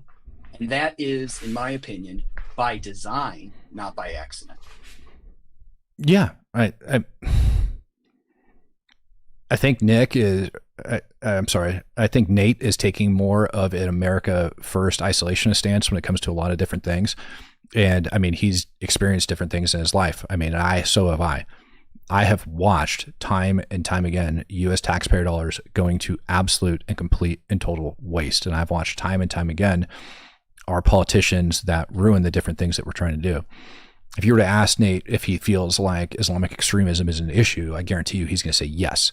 I got a feeling he thinks that there's a different way for those taxpayer dollars to go versus going to Israel in order to have a bigger cost effect. And maybe he has that. I don't know, because I haven't had that discussion with him yet.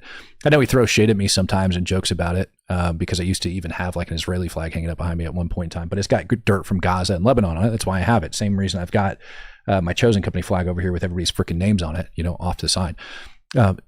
I think it's just a discussion that people need to end up having. And maybe you're right. I think me and Nate would be a good combo. I'll see if Nate wants to do that tonight. I'll shoot him a text here after we're done. Matt, if you decide to do it, can you post it?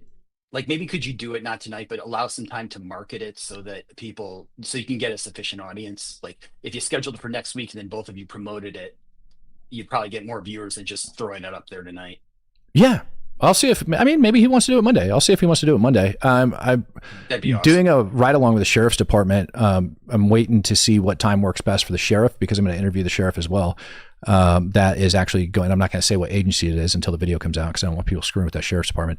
That's actually arresting illegal aliens with CDLs and revoking their CDLs and things like that. So I want to go follow that guy around, see what he's got going on. So I got to get that date confirmed first because whatever date and shift works best that he suggests for me to ride along with his deputies and for his interview. So it's going to kind of be flexing right now, but can I say one last thing? Yeah. Okay. So everybody's looking for a simple solution. I'll give you a simple solution to a big chunk of these problems. If we had ranked choice voting, especially in primary elections, much of the crap that we're dealing with right now would go away. Because unfortunately, the edges, the fringes of both parties end up pushing forward the candidates that we find in the general election. And we end up with terrible policies as a result. We end up with terrible rhetoric as a result. Yeah. If we introduce ranked choice voting, we could dispense with the radicals, with the edge cases, and get a more rational and centrist policymaking engine. That's just, I think I'm right about that. A lot of people agree with me on that. You know what Rob used to say is we need to do away with having political party affiliations on the ticket whatsoever and just have do away with their names, like get rid of their names and just put their stances. Like this is what they believe for. And you're voting on their specific policies as opposed to a name and a party. They actually put their policies up there and watch and see how votes end up changing. Because I think a lot of people in this country are extremely uninformed. Like I want to vote for people and their policies. I also know and understand that names absolutely matter. But I mean, obviously Rob's theory or Rob's belief isn't going to actually work out. Jeff, welcome up to the stage, my friend. Hey, sorry, this is my first time using X. I don't know how to use it. I only use it because Discord does. You sound absolutely horrible. I'm not sure if you've got me on speaker or what it is. Yeah, you. I don't. I have you on an earbud. Let me. There you go. That's better. All right. No, sorry. This is my first time using X, so excuse me if I mess anything up. I downloaded it just because Discord is messing up. Yeah, it's fine. Go ahead. How do you put America first? Because mine is with the current government shutdown. I know for a fact United Airlines is going to continue all international flights and all their hub flights, and they're restricting their regional flights. So your smaller point-to-point cities are going to start getting cut off. Okay. Which, I mean, that's just... Yeah, I mean, 10% reduction in flights that they're being asked to do. It kind of makes sense to me that they're going to cut out some of their smaller flights versus some of their larger ones. That way FAA is a little bit freed up. And I think the airlines, obviously they have profit margins and stuff like that they have to meet. So if I was them, I would be cutting off a lot of the smaller flights too. I mean, because there's just not as much money to be made, and I don't think the airlines actually make money anyways. I'm pretty sure they're like highly subsidized by the government. Oh no, they make money. A 5.7 if they sell out. Sorry. So 5.7-200 has five first class seats. Sorry, I've been awake all night. I worked last night. 5 first class seats. If they sell out first class, everything else on that flight is money. So like they make money. They're like every other business. They make money, but they hide money. So okay, they're always going broke. I'm gonna move on to James because it's just really hard to make out what you're saying. It's coming in really broken, and it's hard to hear you, my friend. It's no offense or anything. No, that's all right. Go ahead and move on. I'm sorry. This is my first time using this. No, you're good, brother. There's nothing to apologize at all. I appreciate you coming up. James, what's up? Oh, hey there. Yeah, I actually go by Jack Corbin. I'm an advocate for James Fields, who was politically imprisoned after he was basically falsely accused of murder over a car accident which Antifa caused in Charlottesville. I've proven that it wasn't murder. I've proven that Antifa attacked his car first, and that's why it crashed, and that's why Heather Heyer died. But yeah, I actually go by Jack Corbin. Well, some points I want to make. For one, with I guess it's TUC, Tuck, I don't know. Ranked choice voting is a terrible idea, and I think Alaska is proof of that, because all it did was help keep a rhino like Lisa Murkowski in.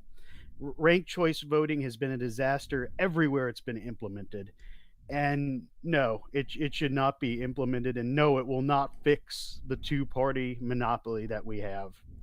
But for the question, what does America first mean to you? It means putting America first, not Israel first, not Palestine first.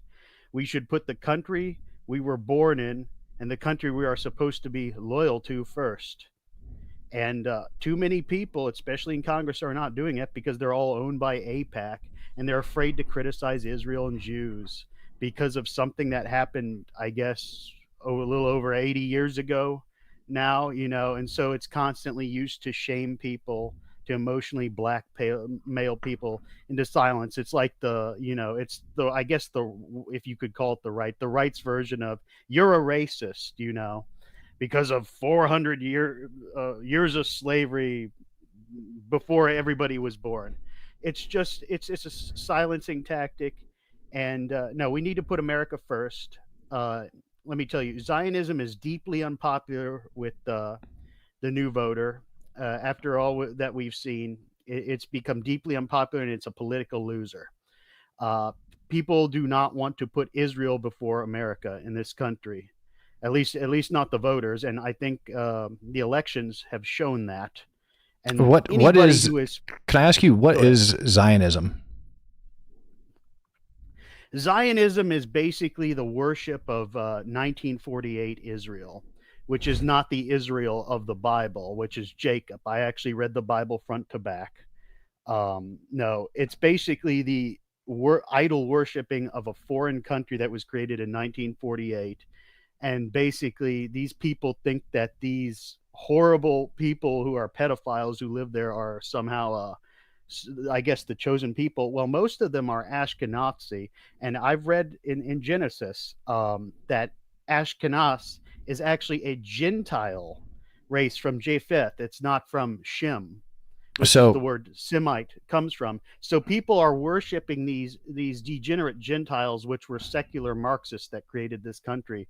They're the ones behind gun control. They're Matt, the ones can I ask behind you a question? So hold on, hold on. So I've got to jump in here because that might be what you believe Zionism means, but what it actually means is that Israel has a right to exist and a right to defend itself.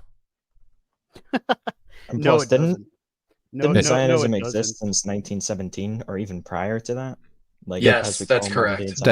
I understand that, but that's literally what it means. That it has a right to exist and it has a right to defend itself. And there is, I think, a belief over here in the United States of America where people look at it exactly how you just mentioned, right? Like the idol worship of another country. But yeah, how people look at it and how it's being employed colloquially, right? Like how we're using it over here in America might not necessarily be the definition, right? But that's the spin that they're putting on. So when you talk about and you say, I agree with you that I don't think our politicians should be idolizing any other country on this planet other than America. Right. And if we're going to be spending money towards it, if we're going to be spending money towards that country, it needs to be going towards, what makes America better, safer for our, countrymen. And so I think there's a huge misconception to where it goes. Oh, yes. Go ahead, Tuck. So James, let's say that you had your way. How would America be better off? Like, give me 3 concrete examples of how America would be better off if Israel stopped existing and the United States took the $3 billion and just put it back into the Treasury General account. Oh, absolutely. It could go to worthwhile causes instead, like, veterans, the homeless crisis that we have, which is very apparent in Portland, Oregon. It could, So Portland, Oregon spends about $70,000 a year per homeless person. How much more money do they need to solve that problem? Well, I'm not talking about just giving them handouts. I'm talking about basically helping these people get back on their feet. Yeah, they spend $70,000 a year in Portland on homeless people. And so that to me, sure, but this is why it's important though to bring that point up, because when we start talking about government spending going towards homeless people, it's proven, and you could use Portland as a huge case study that even spending $70,000 a year on the homeless problem, like per homeless by capita, right? So $70,000 a year per homeless person by capita doesn't solve the problem. And so I think there's a huge misconception that, and it's a huge talking point, that if we just throw money at the homeless, it's going to be okay. Yeah, homeless people. That's not my talking point at all. That I'm saying that literally was your talking point.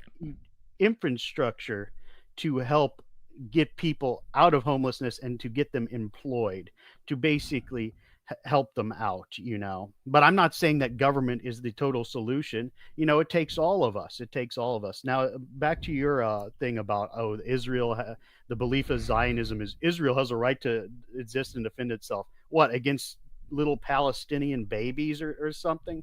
No, they don't have a right to exist. They were created through rape and just horrible war crimes. And before it was Israel, it was called Mandatory Palestine, and it was owned by Britain. Zionism is a loser ideology, and if people, especially prominent conservatives, keep pushing it, they're going to keep seeing elections being lost by the GOP, and then we get Marxist Democrats in charge. Well, we can virtue signal and be like, "Oh, look how pro-Israel I was. I'm the golden goyim." Okay, so you're right. It did belong. It was the British Mandate of Palestine, right? Number one, yes. and the Brits and the UN actually signed off on the creation of the nation of Israel. There was a 1947 partition plan that ended up taking place, and all sorts of other stuff that ended up going into it. Then there was actually a fight that ended up taking place. I think during the creation of any country, you're going to end up having that. There is atrocities that ended up getting committed on both sides of that. But if we're going to sit back and we're going to actually talk and we're going to say, okay, well, if you have an issue with how Israel was created, right, it's either okay to conquer land or it's not okay to conquer land. So which is it? Because if it's not okay to conquer land, then pretty much every country on this planet has a major issue right now. If it is okay to conquer land, then what's our problem going on over there right now? None of that takes away, and none of that takes away and says that that what's taking place. You also, I think, mischaracterized Hamas and the Palestinian Authority. I highly suggest you take a look into the Palestinian Authority and what it is that they actually stand for and what it is that they actually believe. And I'd further suggest that you take a look at the actual enemy numbers that were inside of Gaza at the start of the conflict and how well they are funded. This is not just people running around with sticks and stones and pitchforks. These are people that have crew-served weapons, rockets, mortars. I've been seeing them shooting SA-7s, right? Surface-to-air missiles. I've seen them like all sorts of stuff. And they were 40,000 strong estimated jihadists that are over there, right? And their goal, their goal is a complete overthrow of the state of Israel. When they speak of occupation, they're not talking about the Gaza Strip. They're not talking about the West Bank. Well, slightly talking about the West Bank, but ultimately they're talking about what they view the land of Palestine, which is all encompassing of Israel, from the river to the sea, north to the south. Explain what the ultimate goal is, because that's just one step in the ultimate goal. Well, I mean, I'm not going to go that in depth into it right now, but that is ultimately where you rest at there. Right. And that's why you see the Shias and the Sunnis that are uniting over against Israel right now, because it's very much a religious war, not on Israel's behalf, because Israel is not, like, contrary to popular belief. Yes, it was formed, right, as a safe haven for the Jewish people following the Holocaust. But currently you have people that are serving in the government that are Muslims. You have people serving the IDF that are Muslims. Accusation to say the poor old Palestinians are the little Palestinian problem. No, it's a very big problem. You have 2 million population, right, inside of Gaza itself, over 2 million population inside itself, with over 40,000 jihadists running around. Multiply that by 10 for support networks. So that means that 25% at least of that population is supporting Hamas. So a quarter of Gaza supported Hamas. And it wasn't just Hamas that crossed the border on October 7th. It was also Palestinian people. So I think we've got to actually talk about that. If we're going to talk and have a very real conversation, minimizing it to that extent is not fair, right? We got to have an honest discussion. I'd like to respond and have that talk by first saying, I don't really give a shit about Hamas. I mean, we have our own terror problems inside, and we don't need to get involved with Israel and Palestine's little conflict and be the world police. We have an Antifa problem in this country, and that's what we need to be addressing. I don't care about some Hajis in another country, some goat humping Muslims in another country. I do not care. I care about American issues. I care about stopping homelessness. I care about jobs. I care about stopping violent Antifa who have attacked our friends, your friends too. And those people are not members of Hamas. Maybe they support Hamas, but I don't care. Hamas isn't attacking the United States. Antifa is. That's what we need to be focused on. And that's what we need to put all of our resources into, destroying the terrorist organization Antifa. And I've helped do that in Portland. I was the one who named that guy they call Rockman, who attacked that journalist with a rock, Gabriel Lyons, and a brave young man who's definitely America First named Costin helped take him down. That is more productive than worrying about some Hajis and some Zionists and their little fight in a foreign country. I don't care. The American people don't care. The American people sent a message that they don't care at the ballot box, and we need to listen to them or we're going to lose again. Do you think that America... You like Democrats in power? No, I don't like Democrats in power. Clearly I don't. Okay, can I have a chance? And who gives a shit about Palestine or Hamas or Israel? It's America first. Let's stop Antifa. Does anybody disagree with me on that? Okay. No, of course, nobody's going to disagree with you on stopping Antifa. This is the United States of America, though. You're acting like we are incompetent and we can only handle one issue at a time. Do you think radical Islam is a problem? It's a problem in Europe, and we should be focused. I'm not saying we can't handle one issue at a time, but it's not our place to handle some issue between Israel and Palestine. It's not. Why do you think it's just an issue between Israel and Palestine? Because it is. It's not any of our business. It doesn't affect the average American. I beg to differ. Oh, well, you might beg to differ, but you look at the election results, and I'd say it's a losing issue. People don't care about it. They care about, well, just because people doesn't care about it, just because people don't care about it, doesn't mean it's not an existential threat to their health and well-being. Well, that's a lot of Zionist propaganda, right? It's not Zionist propaganda. Do you know what the Muslim Brotherhood is? Listen, I'm a former political prisoner. I mean, that was a simple question. Look, you could try to virtue signal calling yourself a political prisoner. I don't care about any of that. I'm asking you specifically about knowledge of the Muslim Brotherhood, knowledge of Hezbollah, and knowledge of Hamas and the connections between them, Iran, and everybody else, and how it is an existential threat to the United States of America. Okay, no, I'm trying to answer your question. I lived in prison with these crazy Muslims. I know who they are, the 5%ers and all them. Hezbollah, I don't give a crap about Hezbollah. I don't give a crap about the Middle East. We've been in these Middle Eastern wars for years. Nobody wants them. They were a waste of money. They were a waste of time. We need to focus on American issues and stop trying to be the world's police. George Washington would agree. So that is a false... Is the Islamization of Europe an American problem? The Islamization of Europe was caused by these Zionists. They were the ones who started the conflict, and then they go over there. I'm not going and then they to have these whether that's true or false, and it's false. Whether it's true or false doesn't matter. What matters is it now that it's happening?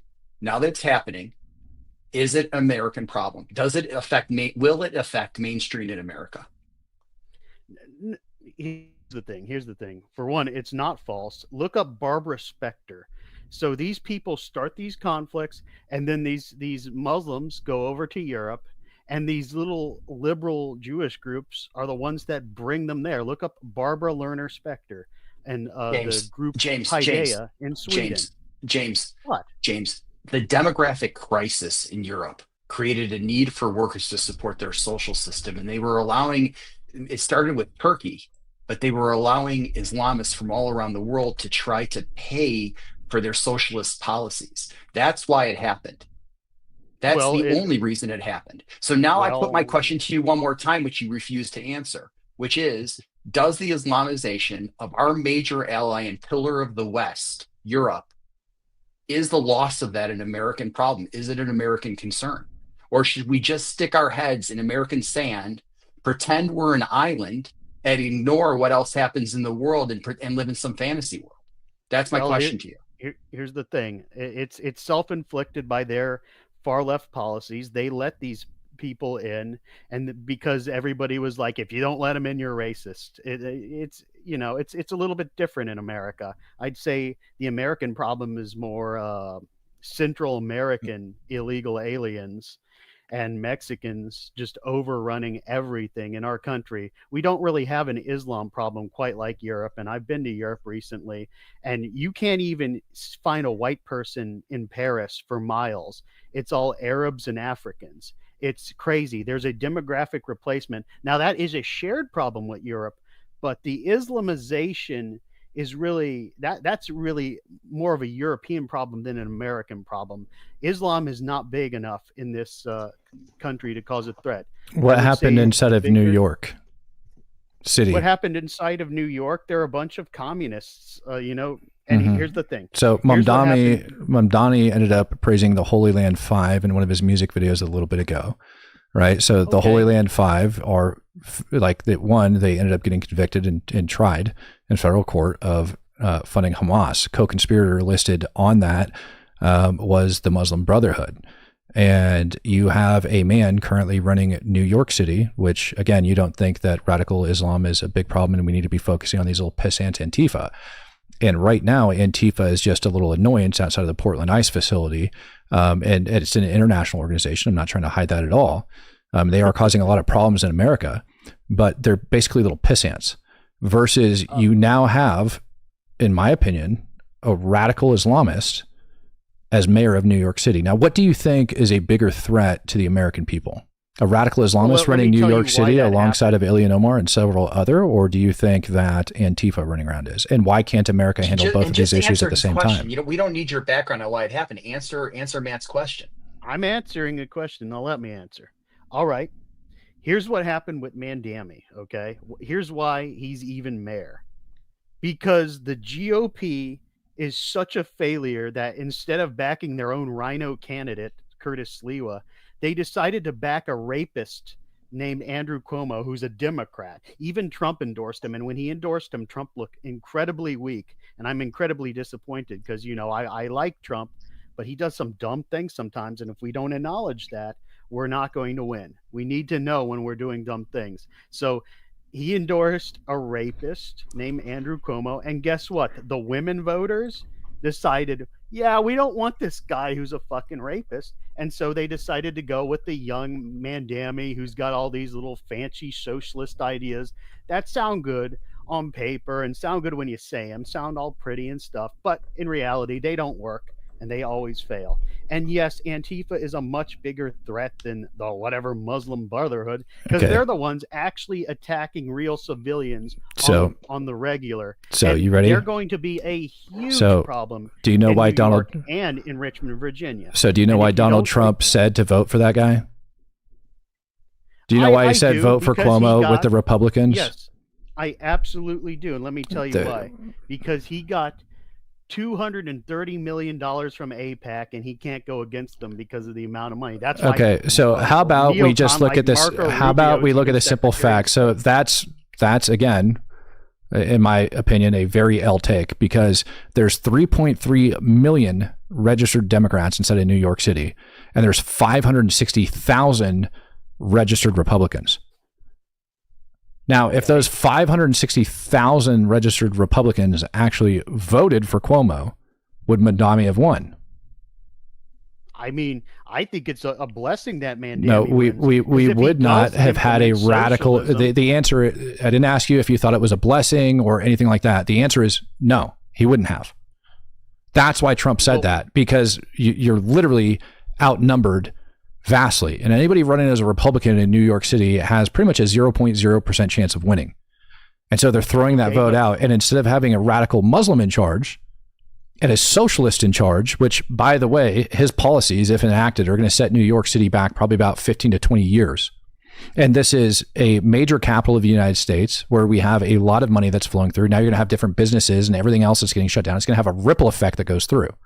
And so as you sit and you spew and you say that AIPAC ended up telling Trump to vote for Cuomo, I don't think that's necessarily true. I think that the simple numbers are the truth, which is 560,000 registered Republicans versus 3.3 million registered Democrats. Okay, but you're not looking at the big picture here. I absolutely am not having a radical Islamist in charge, and it's very bad to have those socialist policies take part.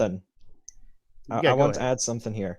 As a person who lives in Britain myself, I remember every single terrorist bombing that's happened in England. Well, I don't live in England, I live in Scotland, but the point is, I remember every single one that's happened. And the thing is, it didn't used to be like that. In fact, it was a rarity, but it became more frequent in the 2010s.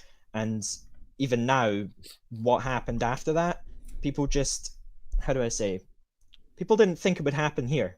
People didn't think that Islamic extremism or Islamic like push of Islamic ideals would happen in Britain, because we're so far away from that.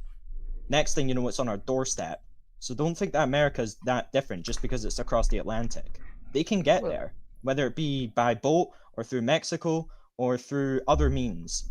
It can be whether legally or illegally. It's called They're already here. They're already here. And that's the thing. The thing is, don't think it's just impossible that will happen, because here's the thing. For Britain, we thought it was a minor thing, and now it's a borderline existential threat to our culture and what we are, like, to what it means to be British. Now it's just another, what it feels like, for me at least, just teetering on becoming a sultanate, or at least in certain areas in England. Yeah. Which, by the way, number one, it is like that in Paris. All right, I'm going to give some other people a chance to speak. Number one, go ahead.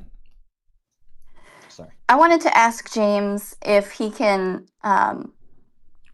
articulate what happens in history when a society ignores a group of people who are at war with them. For instance, what happened at Pearl Harbor? Did that go well for the United States? It didn't. Also 2001. You don't have to be at war with a people for them to not want to attack you. That's it. I'd like to answer everybody's question. I'll start with Castle, and I'll get to you one, and I'd like to also address Tardio's what he said.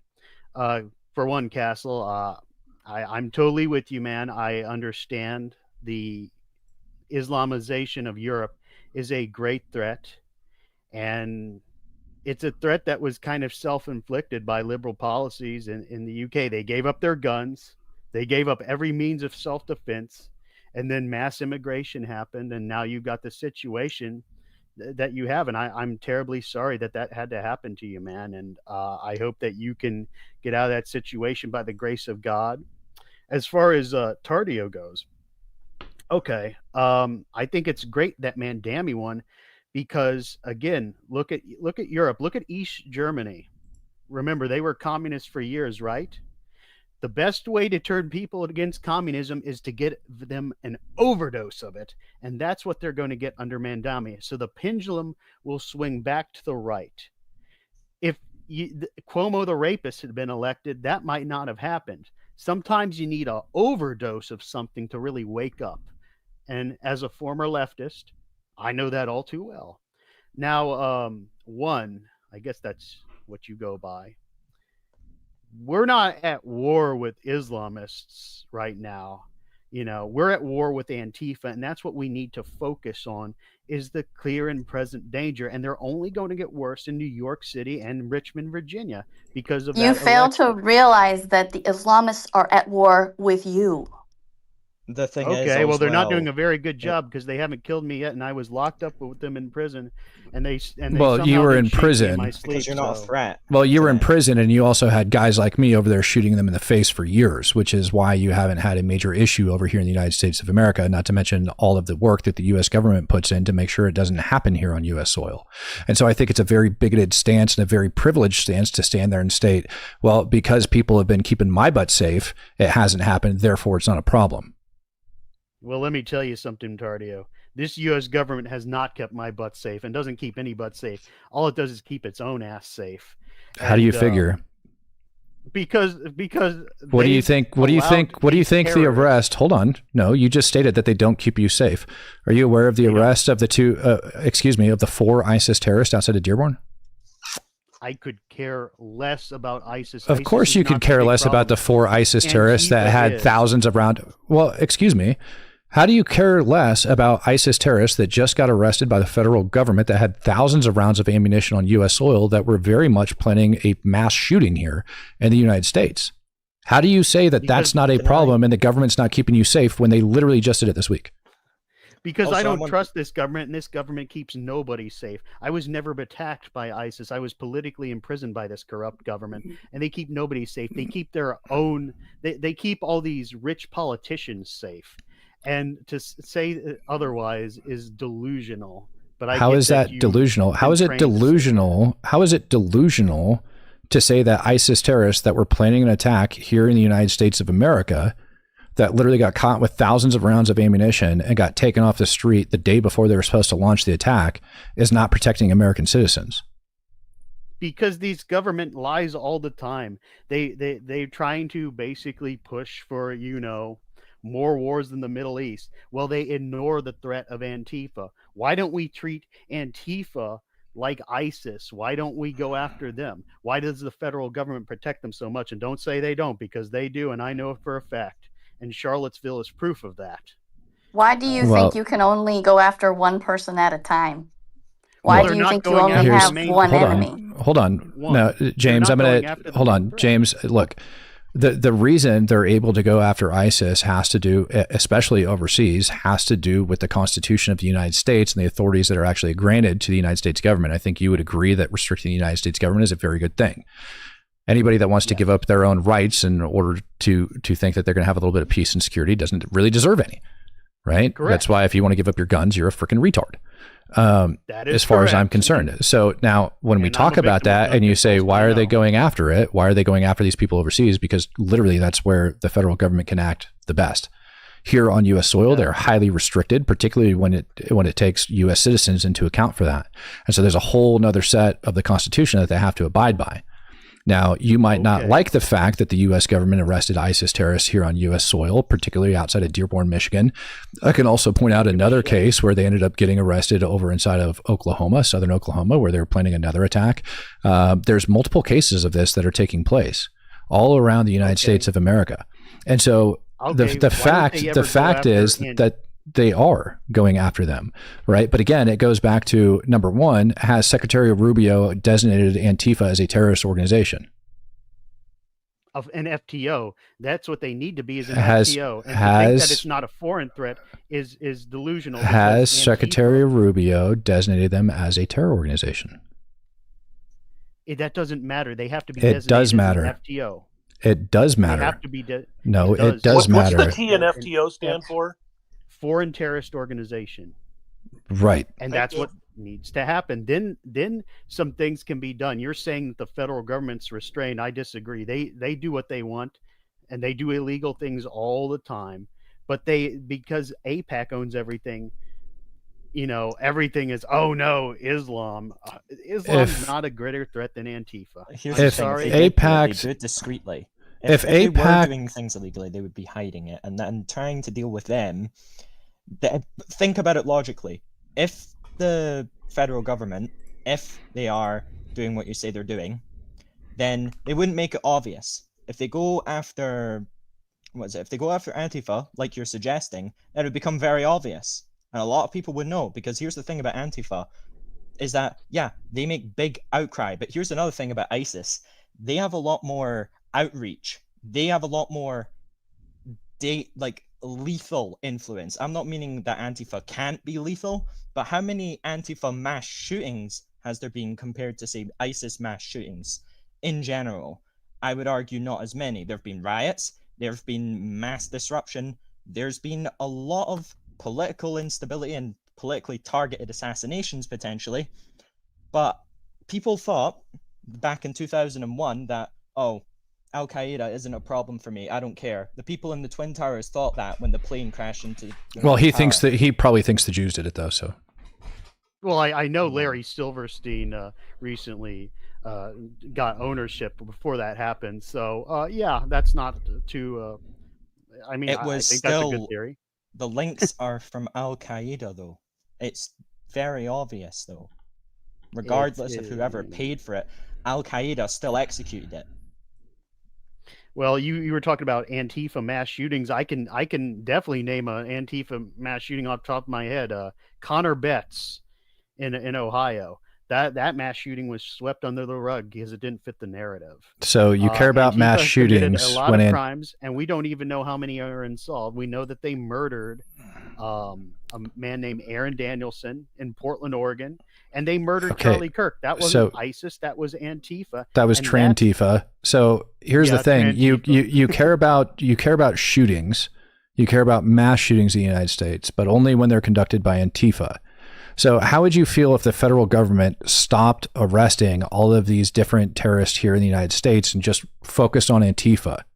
What do you think the end result of that's going to be if we stop focusing on radical Islam and we just focus on Antifa? What do you think would happen here in the United States? We would see a huge reduction in crime, and I'm not saying I think mass shootings are the greatest problem. They're rarer than lightning strikes. The media just sensationalizes them. There's more, I guess you could call mass shootings by gangs in Chicago, but nobody cares about that, right? Because it's all part of the plan, just like the Joker said in The Dark Knight. Nobody cares when gangbangers or soldiers kill each other because it's all part of the plan. But you know, when one little mayor dies or whatever. Okay, so everyone loses like their you're mind. rambling a lot. Did you answer the question? What do you think ISIS is going to be capable of doing if the federal government stops focusing on them and just puts their sole focus on Antifa and does what you're stating?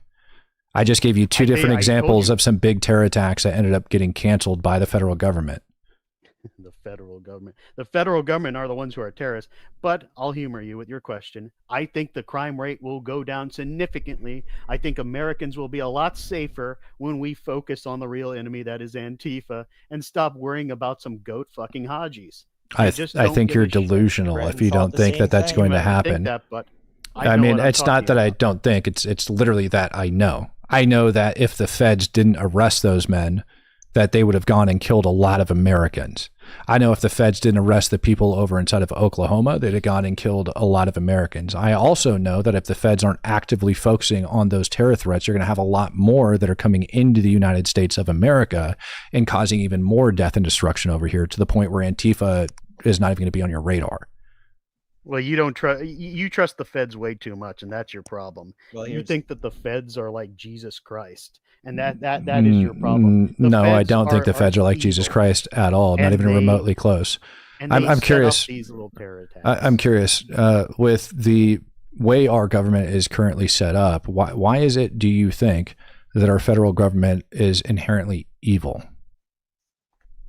Because I experienced it myself. They politically imprison people. Look what they did to the J6ers, okay? Have they ever even done that to ISIS, let alone Antifa?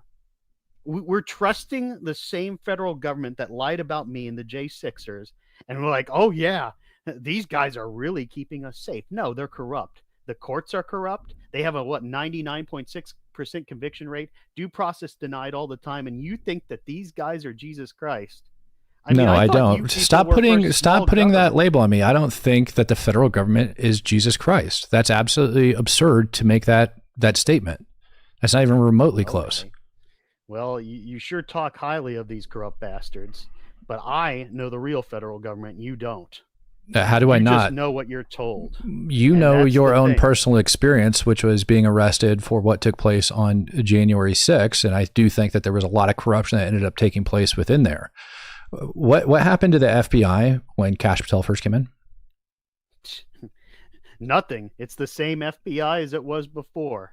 They haven't fired a lot of those people like Daniel George, who was on. You should probably look into your statement of nothing, because the statement of nothing absolutely is a false statement, not even remotely close to being true. So I highly suggest you look into that. Okay, well, in your opinion, he hasn't done enough. Again, in your opinion, he hasn't done enough. That doesn't mean that he hasn't done nothing. He's done a lot. A lot. Yeah, a whole lot of nothing is what he's done. Okay, why aren't the Epstein files being released? That should be a bipartisan thing. And now they said, oh, yeah, Pam Bondi said, oh, the Epstein files are on my desk. Oh, wait, they don't exist. And look, Kash Patel's going to say that, and he's going to say that Jeffrey Epstein committed suicide, which we all know is bullshit. And if you say it's not bullshit, well, then we'll know a lot about you, Mr. Tardio. So just out of sheer curiosity, if you end up getting pulled over on the highway, do you tell the trooper that pulled you over that you don't have to provide your driver's license and that you were traveling? I don't know. Never had that experience in many years, except when I accidentally left my my lights off when I was a lot younger. And I'm asking you today, if you get pulled over, would you identify yourself as a sovereign citizen and say that you don't need to provide a driver's license? I'd provide my driver's license. I'd act, as polite as I can. I know how to deal with cops. Come on, man. But what's that have to do with the terror threat of Antifa and this wild goose chase fool's errand you're on about, oh no, Islam? Castle, you have a real problem with Islamization of Europe. You have a true problem. Yeah, because he's living with it. Mexicans and the Central Americans. I'm literally. But we don't have that problem here in America. Yet.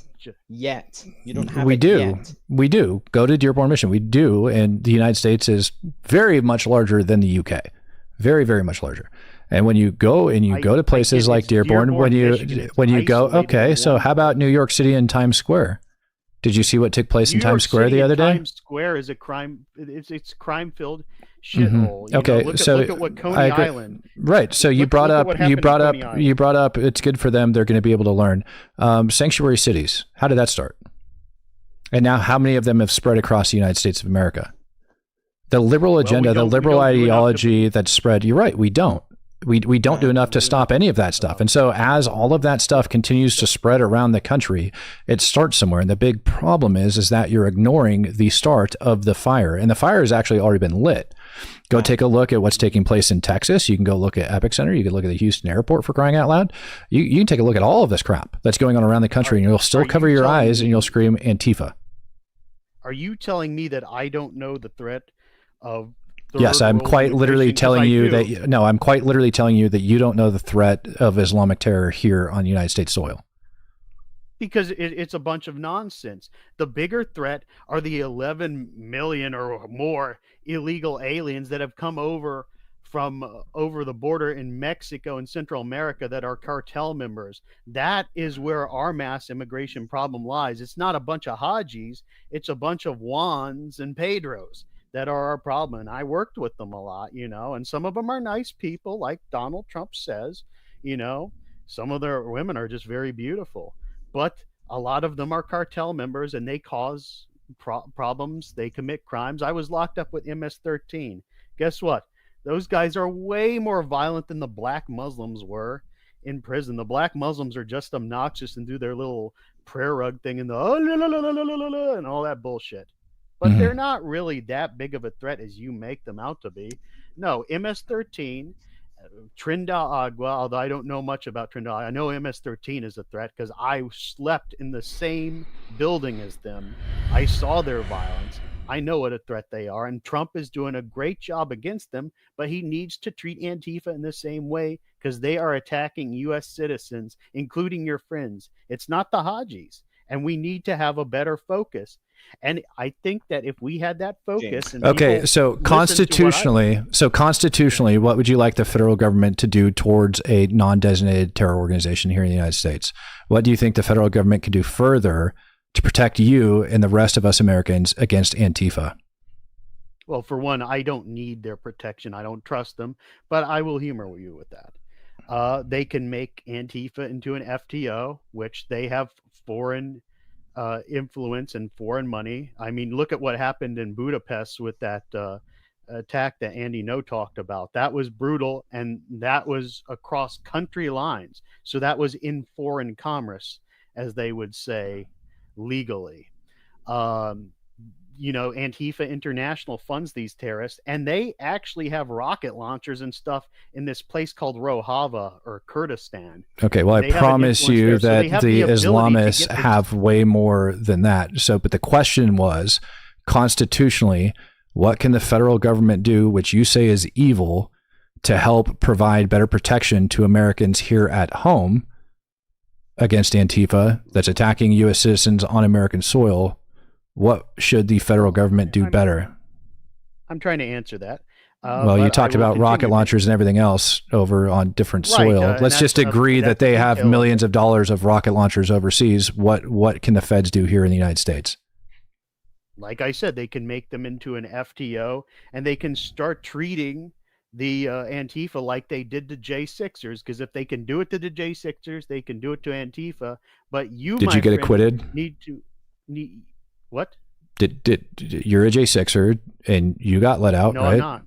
Oh, no. I'm a Charlottesville political prisoner. Okay, no, so did the J6ers get acquitted? They didn't. The federal, let me tell you, the federal courts do not treat people fairly, and they do not give people due process. Excuse me, pardoned. They ended up getting let out. You ended up having a lot of them that ended up getting let out. There was some that were actually violent. That's actually captured on video. To state that there wasn't violence taking place on January 6th is a lie. You should actually go back and review all the video footage, because there was violence that was taking place. So the people that were committing acts of violence and things like that, yep, they're doing their thing. But for the most part, no, the government can't do that. But the government can't do that. Well, you stated the government can do exactly what they did to January 6ers, and it's been proven that they can't do it because the record has now been corrected. There is never a single law system in the world, not one law system, that hasn't taken somebody and imprisoned somebody wrongfully. We've had people that were put on death row and actually put to death that were later acquitted of their charges. This stuff happens all of the time. And so to use one circumstance, which would be yours, and trying to state that the federal government is inherently evil because of that, while systematically dodging what can the United States government do here legally, because you don't think that, I guarantee you what you don't think is legal is what took place to those people on January 6th. So if you're not happy with what happened to the people on January 6th that ended up getting thrown in jail, why do you demand that other U.S. citizens have their rights stripped away the same way? Well, here's the thing. Because Antifa are not loyal to the U.S., they are anarcho-communists. They want to destroy this country through terrorism, much like Gavrilo Princip, who started World War I. Okay, so why is it okay to strip certain Americans of their rights directly against the Constitution, but not in other cases? That is what I'm asking you. I don't know. You're stating to go against the Constitution. With me. You're stating for them to, well, you say that the federal government is corrupt, which would mean that they're going against the Constitution. And so if the federal government's corrupt and it's going against the Constitution, why are you sitting here advocating for them to act unconstitutionally? It's not unconstitutional to arrest these violent Antifa terrorists. They have already committed their crimes. They could be RICO'd. I'm saying that people in J6 were being charged with assault on federal officers for simply blocking a baton blow that could have seriously caused them a brain injury. That's how the federal government works, but you don't seem to understand that. No, I do understand that. I do understand that, but the statement that you made, maybe you need to go back and review this recording later, was the federal government, the same way they went after the January 6ers, ought to be doing the same thing to Antifa. And here you are saying what the government did to the January 6ers was unconstitutional. So why are you advocating for unconstitutional law enforcement while screaming that the federal government is corrupt? because there's actual crimes committed by Antifa where they have standing to do such things. So you're okay versus- with stripping people of their constitutional rights because of your feelings on a subject? I just said no. I just said the Antifa has committed enough crimes to where that is warranted, so no constitutional rights violations would take place. But yes, rounding up all these violent Antifa and not worrying about goat fucking Hajis would be a very intelligent thing that the federal government could do, which is why they're not doing it, because they're corrupt and they want to make money off of incarceration. They want to make money off this crime, and they want to tell people If they want to make money off incarceration, how come all of the Antifa people that I saw get arrested over at the Portland ICE facility ended up getting let out pretty much the same day? Like within hours. Because they run the government over there, man. You should know that by now. I thought the Jews ran the government. They do. So Antifa runs the federal. So Antifa runs the federal government now. Absolutely. A lot of the Antifa sympathizers are within the FBI and they do their bidding. That's why they haven't been stopped. I've known about these people for 12 years, since the Tinley Park attack at the Ashford House restaurant. It was in Tinley Park, Illinois. They look up Anti-Racist Action and the Torch Network. 18 Black Bloc attacked a restaurant. This okay, so 18 Black Bloc attacking a restaurant doesn't mean that they run the federal government, because first it was the Jews, now it's Antifa, now the Jews run Antifa that also runs the federal government. So I'm just trying to follow your train of thought here while simultaneously stripping Americans of their constitutional rights. I'm just trying to follow your train of thought here. Okay, maybe you should look into Charlottesville and what happened there, and the fact that it was a complete selective prosecution when Antifa attacked multiple peaceful protesters. And by the way, one of the people who was attacked was Black Rebel. He's been outside the Portland ICE facility. Okay, what does that have to do with the price of rice in China, with the accusation that you made that Antifa runs the federal government? What analytical, what facts do you have to present that Antifa and the Jews run the federal government? Well, for one, you should look up what Rod Rosenstein wrote in Time magazine about the so-called... Okay, I'm not asking you to tell me what to look up. I'm asking you for facts. I am telling you what you a fact sounds like what I stated about how many Republicans versus how many Democrats are inside of New York City. That's a fact. Registered voters, those are facts. I told you that was a blessing because it will have the East Germany effect potentially and hopefully. And if it doesn't, why are you rambling off about East and West Germany when I'm asking you to present facts on how Antifa and the Jews run the United States government? Well, I'm trying to answer your question, but no, you're not. You're rambling about East and West Germany. I'm asking for facts on Antifa and the Jews running the United States government. I just told you, look into the selective prosecutions that happened in Charlottesville. That's a source, not a quote of a fact. Well, you have to do your research, man. I can't hold your hand for you, man. Well, you're the one making. So this is how this works. You are making the assertion that Jews and Antifa run the United States government. That is your position. Yes. And normally what you end up doing is you validate your position by presenting facts. I.e., yes, if I was going... And I can present facts to you, but you're also going to have to do your own research because it's way too much for just one little space on X. But it's not. You can actually share things up into the nest. You can put facts up there and you could speak facts. Okay, as long as a fact is, I've been letting you speak a lot and you haven't put out any facts. A fact is that we had the ISIS terrorists get arrested outside of Dearborn, Michigan that were going to launch a terror attack, which you don't care about people dying. A fact is that you stated that Americans should have their rights stripped away when you feel like they should have their rights stripped away, but you want to complain about it at the same time calling the federal government corrupt. Yes, you did. You said, and I quote, treat them like they did the January 6ers. Yes, absolutely. Okay, so, then you turned around and you said that they were arresting people who were defending themselves, who were getting struck by clubs for assaulting federal officers. So you want people... Federal officers. They were being assaulted by federal officers. Correct. They were defending themselves against federal. This is you. They were defending themselves against federal officers that were striking them with billy clubs, and they got charged with assault for it. You want that to be the standard that the federal government enforces on American citizens. No, I never said that. You said that. No, you are the one that said treat them like the January Sixers. Correct. In the Which, harshness what that you they just went after them.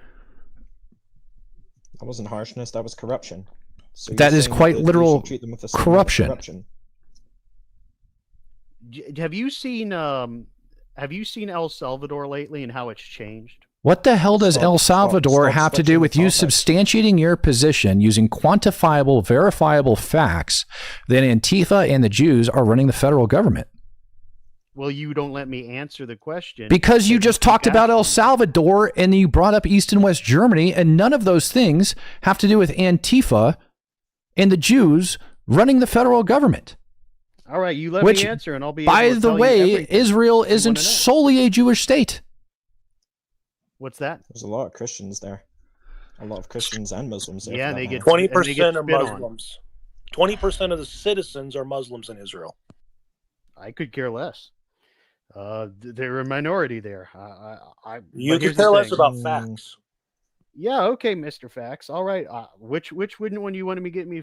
Okay, which well, one do you want me to get to first? let's start with Zionism. Zionism is defined as the belief that Jews should have the right to a homeland and be able to defend themselves. That's all it is. It's not some crazy conspiracy theory. It just means that Jews have a home that they can live in, and they should. You know why? Because they're not even safe in America with people like you. But that's continued. Jews didn't steal the land.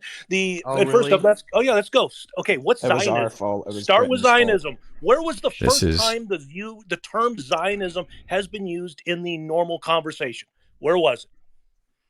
Well, okay. If they need a homeland, why don't they go to Okay, Antarctica? no. We start facts. Fact. Where does the word Zionism come from? Okay, so what does it mean today, which is why I asked you that. And if you want to go back and you want to debate history, we can have a debate on history as well. But as we're sitting here today and we state what it actually means today and what it actually stands for is completely and totally different than how it originated. You understand that words and countries and everything takes place over time. If I end up stating that America had slaves when it was first founded, it doesn't mean that America stands for slavery today. Now, does it? No, of course not. Okay, so why the fuck would you bother bringing that up? Bother bringing which up now? History We got versus a lot what of it things going actually means today. Because if I sit here and I state that America had slaves back in the frickin' 1600s and that we ended up having it okay after the founding of our country, after we fought for freedom, that doesn't mean that America stands for slavery today. Now, does it? I never said it did. Okay, Can I so also the add something point more? is that I'm trying to get across to you is what Zionism means today. I don't know. Which is Apparently it quite means literally, killing little I know Palestinian kids. it's not what that means. And little Palestinian kids run around with guns. Verifiable That's what's fact. happening. And yeah, Verifiable they have to, 'cause they have to facts. defend themselves against the No, crazy they don't IDF have who wants to. They rape weren't. them. How many Israeli soldiers were inside Gaza on October 7th? I could care less. That's not any. The of my answer is concern. I zero. The answer is zero. So how are they defending themselves? What do you mean? They've been defending themselves for over How? 70 years. How are they defending themselves? They're Why defending didn't they themselves accept from the partition plan in 1947? Probably because it was a bad idea. Who knows? I mean, they would have But had way here's the more thing. land than they have today. And you said, who knows? I know. I know what the answer to that question is. And it's actually founded in Hamas's doctrine and the doctrine that the Palestinian people and the Palestinian Authority believes in. This stuff's in black and white, which is why I said bring facts. Because the fact is, Hamas they under your bed think, right now? the fact is that they believe that the land of Israel belongs to them, like the actual entire state. We talked about this earlier. And that they're not going to stop and that they accomplish it via, and I quote, any means and methods, which includes what took place on October 7th. So when you say they're defending themselves, now we got to talk about what self-defense is, because clearly you don't have a good understanding of what self-defense is. Self-defense Well, I is do somebody who's know doing that a violent killing act babies towards is me. Never self-defense. That Since I can tell when? you. Can you name me one war in particular where collateral damage has not occurred? Oh, this war's been going on. Can you name on and off one for a long war? Can you name one war where collateral damage has never occurred? Listen, man. The answer is none. Yeah, no, I'm asking you for facts. The fact is that there hasn't been one war where collateral damage hasn't occurred. And what you're actually doing right now is you're using the same bullcrap argument that the left uses. And this is why you guys don't get any traction, because you all sound crazy as shit. No, you're just a crazy. And this is what I'm saying. This is why your stance doesn't, because your stance doesn't catch any traction. Because you said that people should have their constitutional rights inside of America removed, referencing January 6ers, referencing the federal government going after them like they did January 6ers. And then you end up coming back trying to state that ISIS, saying that ISIS isn't a threat here in the United States of America, after very clearly ISIS has been getting arrested left and right, planning attacks out in the United States of America. And then you ended up saying that the Palestinian people on October 7th were defending themselves, which is absolutely batshit lunacy crazy. Do you know how much aid? Say what? He just doesn't care about facts. That's what he doesn't care about, because he doesn't like the fact when you eat his lunch, Matt. Like this is the problem when it comes. This is the problem when it comes down to it, man, is that you have a particular stance, and it's not backed by facts. It's backed by feelings. No, it's not. It's not backed by feelings. How were they defending themselves on October 7th? I could care less. That's not an American problem. I care about American problems. Well, okay? I tried to explain to you about the Muslim Brotherhood and the IRGC. I tried to explain to you about the Muslim Brotherhood and the IRGC and everything else. Matt, can I explain something to James? He talks about America first, and he says that's an American problem, but then he talks about East Germany and South America, because he doesn't have historical examples. Oh no, you said you didn't care about historical examples like facts. Like I never said that. I said I care about American problems, and I do learn from other countries when tackling American problems. Then why haven't you learned about the UK? About October 7th. Then why haven't you learned about the UK? October 7th. October 7th isn't an American concern. It's a historical fact to make you understand things. Can I ask my question, please? I don't care about it. I want to telling you right now, I don't care about it. I could care less. James, can I just say this? I want to say this. Go ahead. When it came to the UK initially, remember how I said earlier, we didn't see Islam as really much like Islamic extremism as that much of a problem. And to be honest, nor did America prior to 2001. And to be honest, look what happened there when it was left unchecked. I am not saying Antifa isn't a problem. They are, especially in your country. And yeah, that's because it's spread here. And here's the thing. It isn't because Antifa isn't something that just came out of nowhere. It is a cause due to cultural weakness, and they are a symptom of it. And what happens when there's weak cultures? Other cultures conquer them, and this is the reason why I have a problem against Islamic extremism and the spread of Islamic culture to subvert Western culture. It is a culture war. What's happening within the left when it comes to Antifa? They are a symptom of a broken West. They're not something to crush. They are something to be like not even put to the sidelines. It's more like that is a waste of time to give them any attention, because the more attention you give them, the more power they get. Whereas with Islamists, they use fear.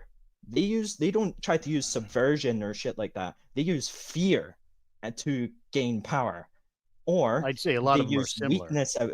They use weakness from weak societies, which I will not argue that we can do this all day. I can come back in the afternoon and open up another space. I've been on for 2.5 hours. I've got to urinate, and I've got other tasks that I have to handle for today before I come back live again at 5 p.m. tonight. So I got to go handle that stuff. So I appreciate you guys jumping in here, joining me on this debate. Love letters, Beach, everybody that hasn't had a chance to jump up and speak yet. We'll get to you next time. I promise. But I do need to go. So I appreciate you guys jumping in the space and joining me with it. And I'll see you all next time. Mr. Tardio, it's been a pleasure debating you. All right. So, all right, ladies and gentlemen, up over on the good old U of the tubes. I don't know why I let that go on for so long. Normally I don't. And of course, just like everything else in this world, we're talking about what America first means to you, and it turns into some crap. And this is why I have issues when it comes to talking to people or even bother trying to debate them, because they're freaking heads are just ridiculous. Anyways, ladies and gentlemen, I hope you guys enjoyed this episode. In the meantime, peace, love, happiness, God bless. I am out of here. You know what? You know what I ought to do? Seeing as how we had that discussion right before I went out, this is what I ought to leave you guys with. This is what When I was an extremist, Islamist, fundamentalist, I would only vote left. Why is that? I saw them as very stupid. I would fear the conservatives because they come with principle. That's not someone they can brainwash. But the left, I know they have no values and no principles to begin with. I dare you to find one Islamic extremist that votes for Donald Trump. Never do it. They'd give their vote to the